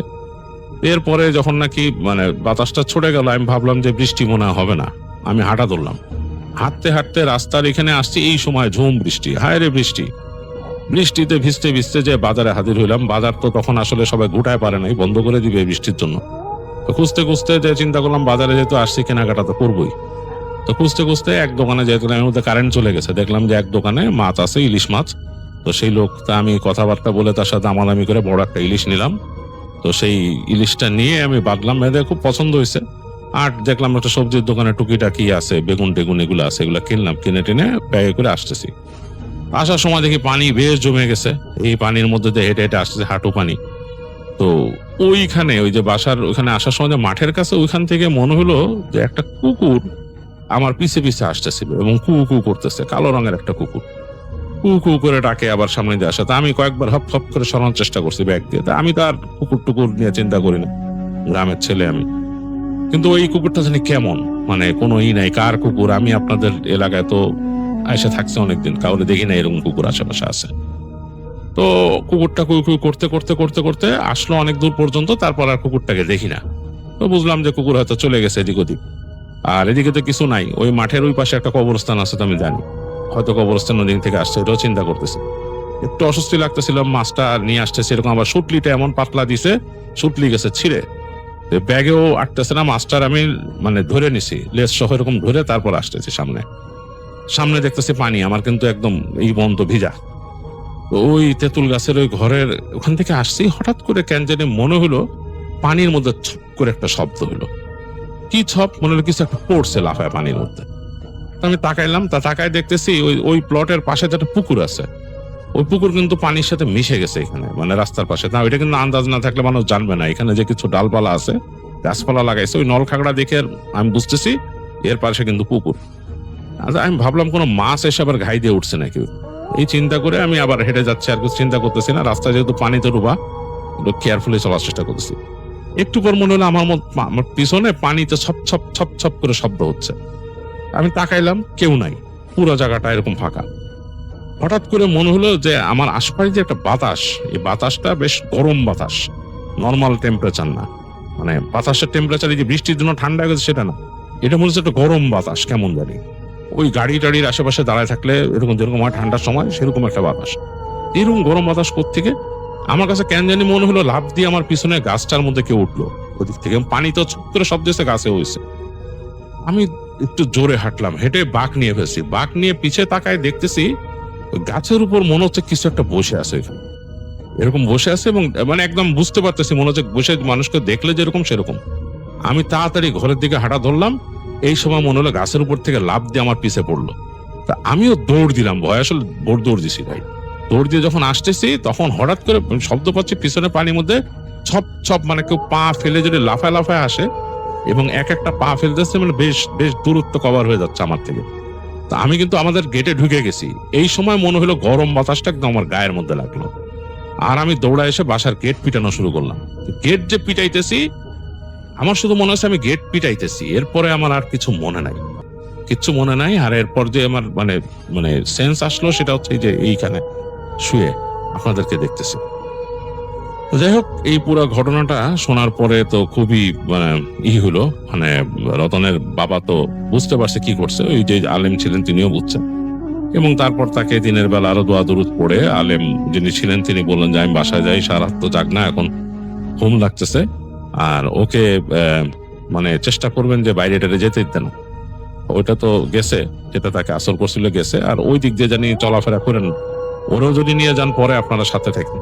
ওরে এখানকার ওই খারাপ বিশ্বাস ধরছিল আর কি, এই এলাকায় তো অনেক আছে আপনারা জানেন, এটা একটা ডোবা ছিল আগে, এখান থেকে তারপর মাটি ভরে করছে এই জায়গায়। যাই হোক, এই বলে আলেম তিনি বিদায় নেন। আর রতনদের বাসায় রতন খুব ভয় পাইছিল, সে চাচার ধারে কাছেও যায় নাই, বেশ কয়েকদিন বেশ ভয় ছিল সে। আস্তে আস্তে চাচা আবার একটু শারীরিক ভাবে নর্মাল হয়, এবং তার চাচা দেখা গেছে যে এই ঘটনার পর একেবারে নিয়মিত নামাজ কালাম পড়া শুরু করে, সে মোটামুটি মানে ধার্মিক হওয়া শুরু করে, কারণ সে ভয় পাইছে অনেক, তার শরীরে অনেক ব্যথা ট্যাথা ছিল কয়দিন, তারপর ঠিক হয়। আর ওই গাছের নিচে আর যাইতো না, তার চাচা ওদিক দিয়ে চলাফেরাই করতো না, এই পাশ থেকে বের হয়ে উল্টা দিক দিয়ে বের হয়ে যেত, অন্য দিক দিয়ে চলে যেত, বেরিত।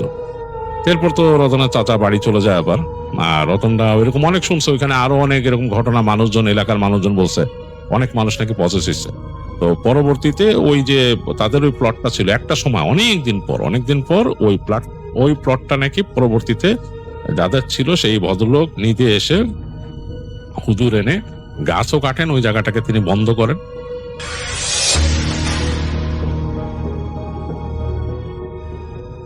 সেদিন রাত 11:30 কি 12টা বাজে, আমার কলিগ, ওনার নাম হচ্ছে নাজমুল, এবং উনি যে মেডিকেল কলেজ পাশ করে সেটা একটা গভর্নমেন্ট মেডিকেল, এবং ওনাদের যে ছাত্রাবাস ছিল বা হোস্টেল ছিল সেখান থেকে ওনাদের ইমার্জেন্সিটা খুব নিকটবর্তী, একদমই কাছাকাছি, দেখা যেত, ইমার্জেন্সিটা দেখা যায় আর কি। তো সেদিন তিনি হোস্টেলে যান নাই, এবং তিনি বাইরে বসেছিলেন, ফ্রেন্ডের সাথে আড্ডা মারছিলেন। তো এমন সময় হঠাৎ করে একটা পেশেন্ট আসে, এবং অ্যাম্বুলেন্সে করেই আসে। পেশেন্ট মানে বুক খুব ধরপাচ্ছিল, মানে পেশেন্টের বুক খুব কাঁপছিল, সারা শরীর খুব কাঁপছিল, বুকটা বারবার উপরে উঠছে আর নিচে নামছে, মানে শ্বাস নিতে কষ্ট হচ্ছে।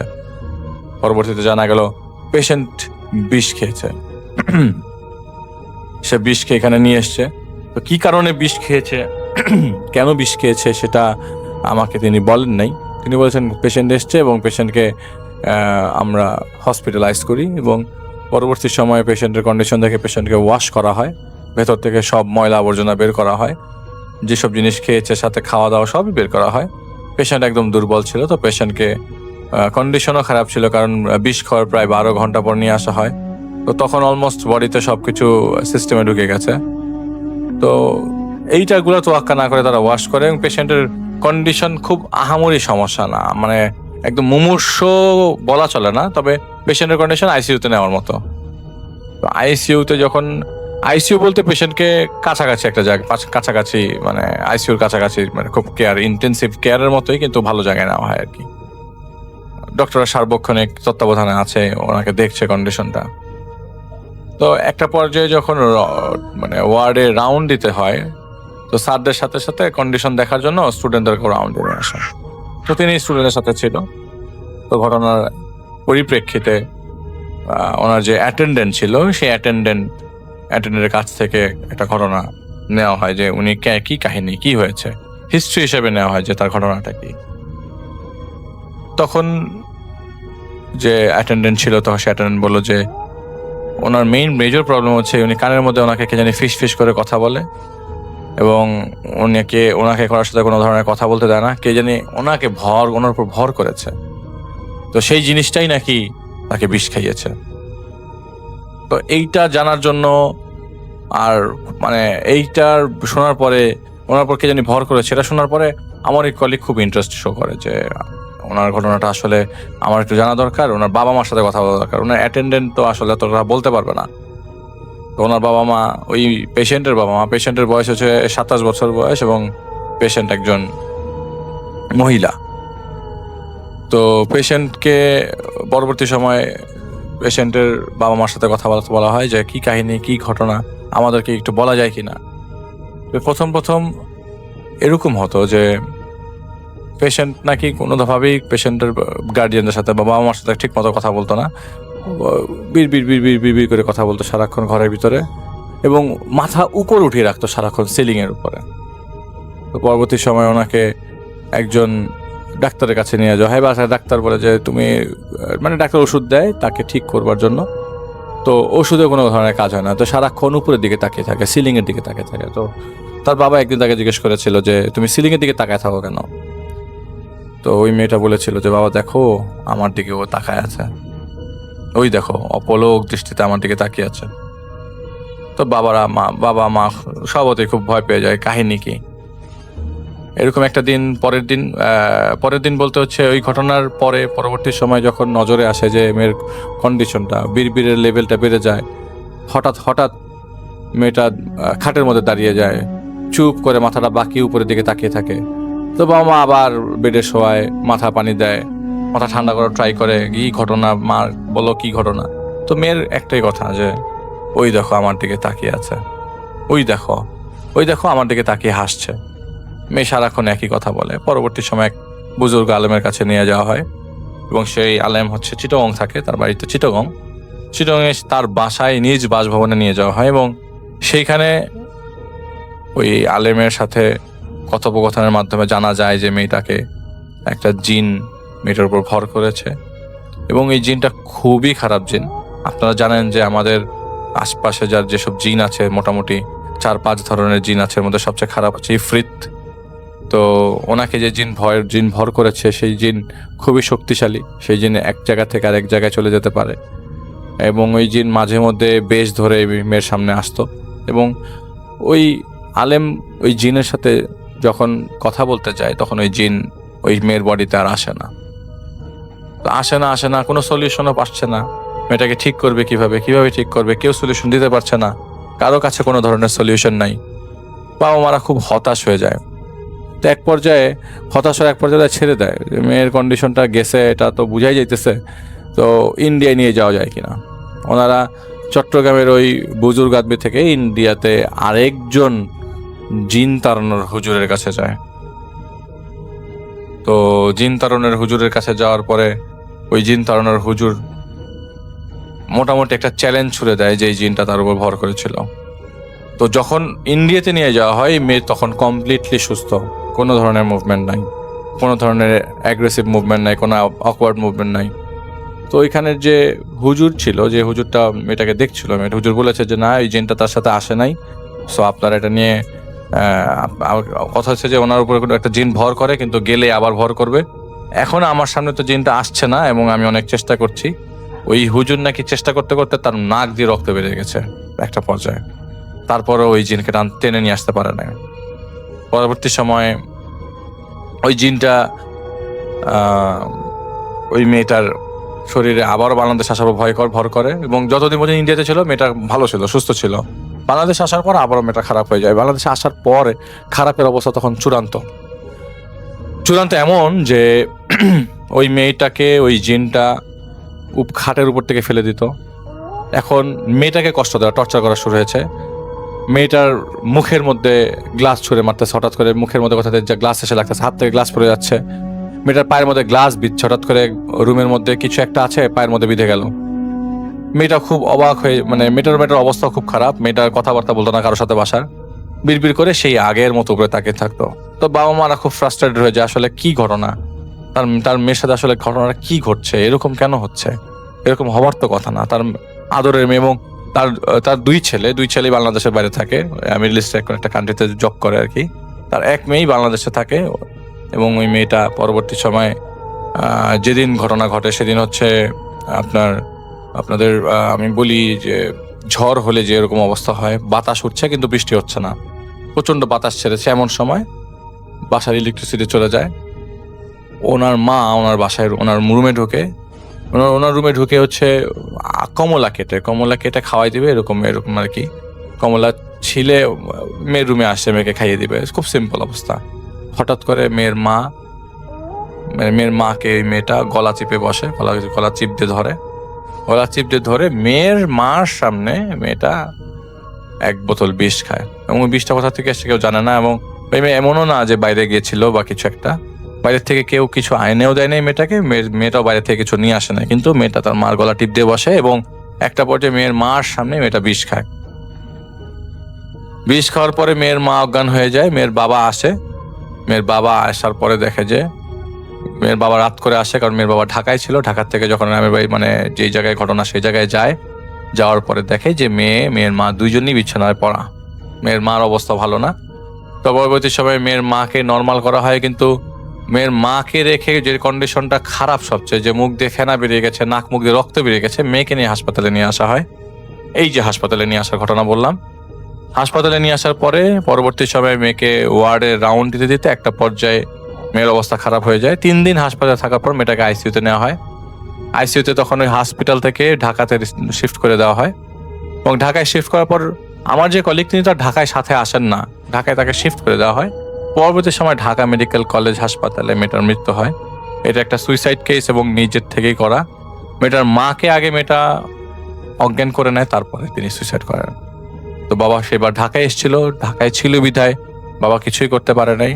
রাত তখন 9:30 10টা বাজে, এমন সময় প্রচন্ড ঝড় হচ্ছিল, এবং এই ঘটনাটা ঘটে হচ্ছে 2006 সালে। 2006 সালের ঘটনা, এবং আমি যে এলাকার ঘটনা বলছি সেটা হচ্ছে ময়মনসিংহের ঘটনা। আর আপনারা বুঝতেই পারছেন যে ময়মনসিংহের ঘটনা অনেক আসছে। তো এটা ছিল আমার ঘটনা, এবং আশা করি আপনাদের ঘটনাটা ভালো লেগেছে।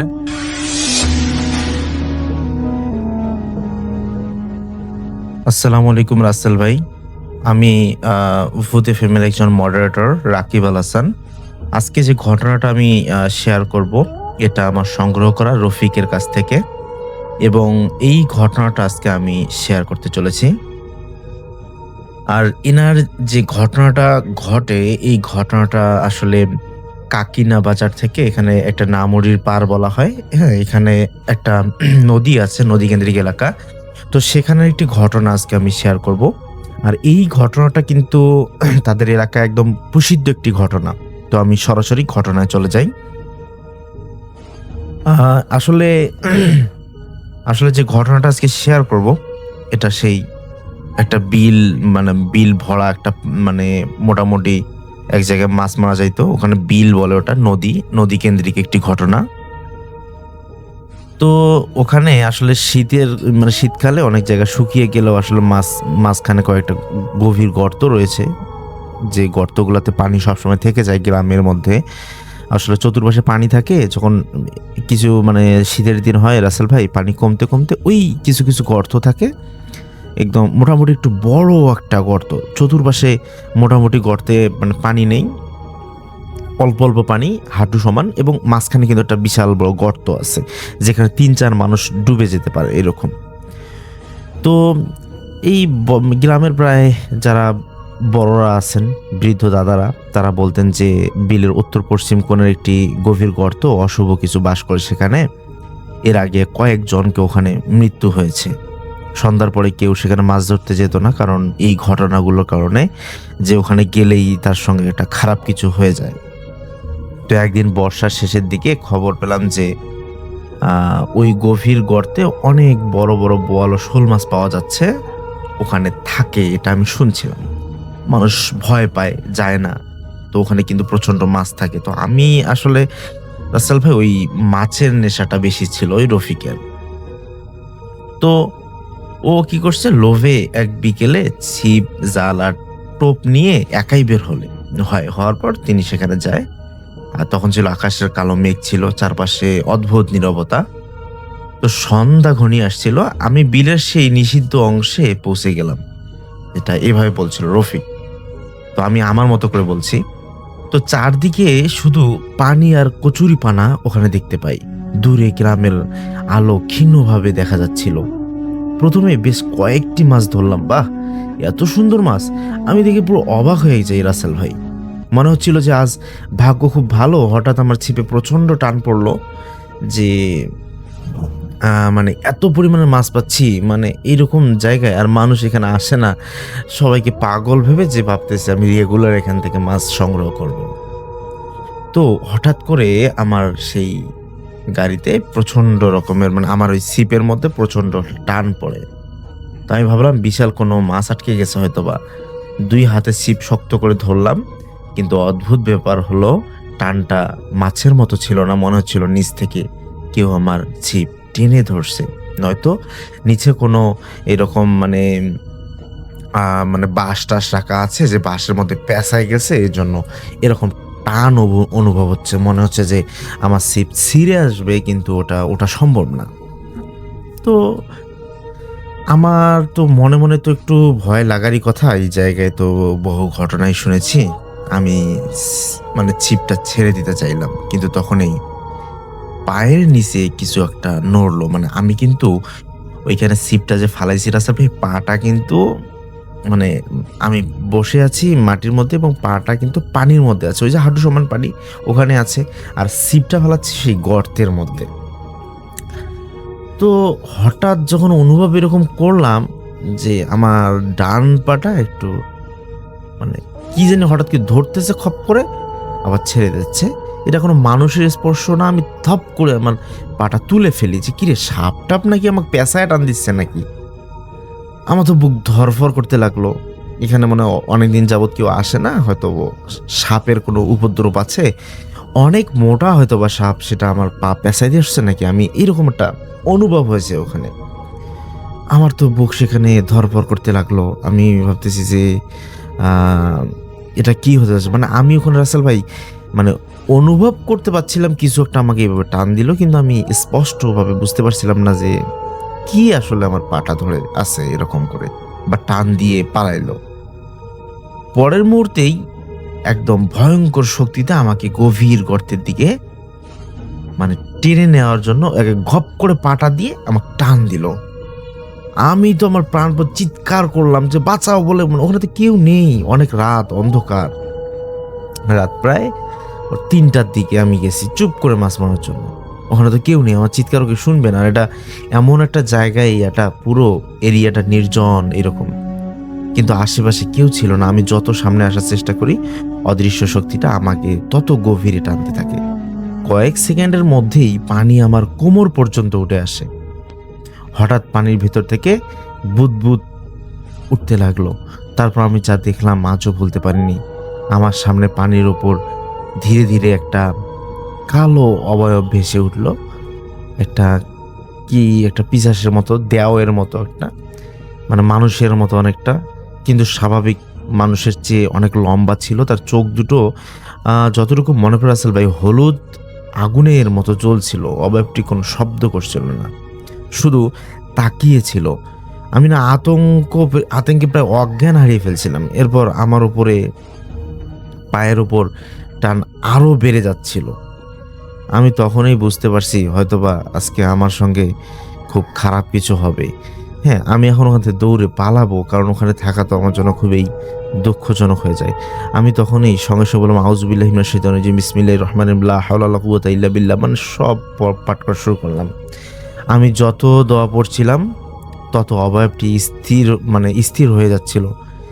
আমার পাটা এমনভাবে রেখেছিল সেখানে, মানে পাটার মধ্যে ওরা পেঁচায় রাখছে, আমি ছাড়তেছিল না আমাকে। আমি যখন থেকে পালাবো বা করবো ওই রকমও আর চান্স পাচ্ছি না, ওরা পুরো পেঁচায় রাখছে। আমি পাটা যে তুলবো এই শক্তিও আমি তার সঙ্গে পাচ্ছি না, এবং নিচে হাত দিলে মনে হচ্ছে কিছুই নাই, কিন্তু আমার কিছু একটা টেনে ধরছে। মানে আমি হাত দিয়ে দিছিলাম ওখানে, কিন্তু পায়ের মধ্যে হাত দিলে কোনো কিছু বোঝা যায় না। আমি তো ওখান থেকে উঠতে পারতেছি না, প্রচণ্ডভাবে খারাপ অবস্থায় পড়ে গেছি। যখন আমি সূরা কালাম পড়া শুরু করলাম, আস্তে আস্তে আমার বুঝতে পারলাম যে আমি হয়তো এখান থেকে বেঁচে ফিরতে পারি। কারণ ঘটনা ছিল এরকম, কেন বেঁচে ফিরতে পারি, কারণ এখানে যখনই আমি সূরা পড়তেছিলাম, আয়াতুল কুরসি পড়তেছিলাম, ততক্ষণ আমি দেখি যে ওটা একটু শীতল হয়, আমাকে ছেড়ে দেওয়ার উপক্রম। আমি আরো জোরে জোরে আমি পাঠ করা শুরু করে দিলাম।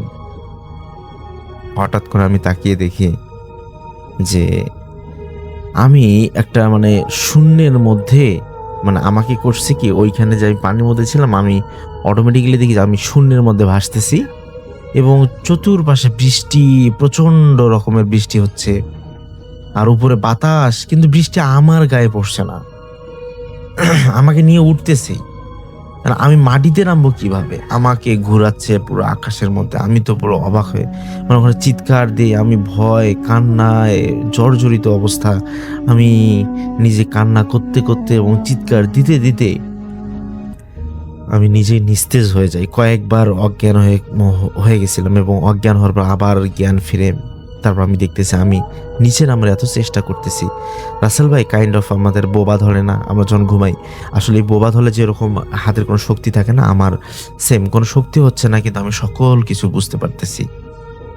এরকম করতে করতে আমি প্রচণ্ড কান্নাকাটির উপরে আছিলাম, ভয়ের মধ্যে ছিলাম যে এটা আমি কিভাবে এখান থেকে বাঁচবো, আমি কিভাবে এখান থেকে বাঁচতে পারি। তারপর আমার মনে হলো যে আসলে খুবই বিশেষতার সহিত যদি আমি আয়াতুল কুরসিটা এবং কুলুসরা 3 বার পড়ি, দেখি কিছু হয় কিনা। আমি সুন্দরভাবে আয়াতুল কুরসি পাঠ করা শুরু করলাম এবং কুলুসরা 3 বার পাঠ করা শুরু করলাম। আর এই পাঠ করার পর ধপ করে আমাকে সে আকাশ থেকে ধপ করে ফালায় দেয় সেই গর্তের মাঝখানে। আমি সাঁতার দিয়ে কোনো মতে এই পাশে এসে দৌড়ে পালিয়ে আমার বাড়ির দিকে রওনা হই, এবং আসার পর বাড়িতে আমি সকল ঘটনা খুলে বলি আমার পরিবারকে। কিন্তু এই কথাটা যদিও আমার মা আসলে শোনার পর থেকে এই কান্নাকাটি শুরু করেছে, আমার বাবা বলে এটা কিভাবে সম্ভব। তো আমার দাদু পরে এসে বলতেছে যে তুই ওখানে কেন গেছিস। আমি না বলছি যে ওইখানে মাছ মারতে যাওয়া যাবে না, আমাদের এলাকার কেউই যায় না, তুই এত সাহস করলি কেন, তুই মাছ মারতে গেলি নামরির বিলে, তুই গেলি কেন ওই গর্তের ওই সাইডটা পশ্চিম কোণে গেলি কেন। তো আমি বললাম যে দাদু আসলে ওখানে মাছ নাকি বেশি পাওয়া যায় গেছিলাম। পরে আমাকে বললো যে এখানে এর আগে তার ফুফাতো ভাইকেও খেয়ে ফেলছে ওখানে। ওর ফুফাতো ভাইকে এমন করছে যে ওকে টেনে নিয়ে গেছিল, সে আর উপরে উঠতে পারেনি। এখন পর্যন্ত ওই জায়গার থেকে আর ওই লাশটাও বের করতে পারে না। ইভেন তখনকার সময় ডুবুরিরা ওখানে যাইতেন না, বলছেন যে ভাই এখানে নেই, ওরা বাস টাস দিয়ে নিচে দিতেন, কিন্তু ওরা নিচে যাইতে চায় না। তো এইরকম একটি ঘটনা ছিল রাসেল ভাই। আশা করি ঘটনা ভালো লেগেছে, যদি ভালো লাগে অবশ্যই চ্যানেলটিকে সাবস্ক্রাইব করবেন। তো রাসেল ভাই, আমি এই পর্যন্ত, ভালো থাকবেন, সুস্থ থাকবেন, আল্লাহ হাফেজ।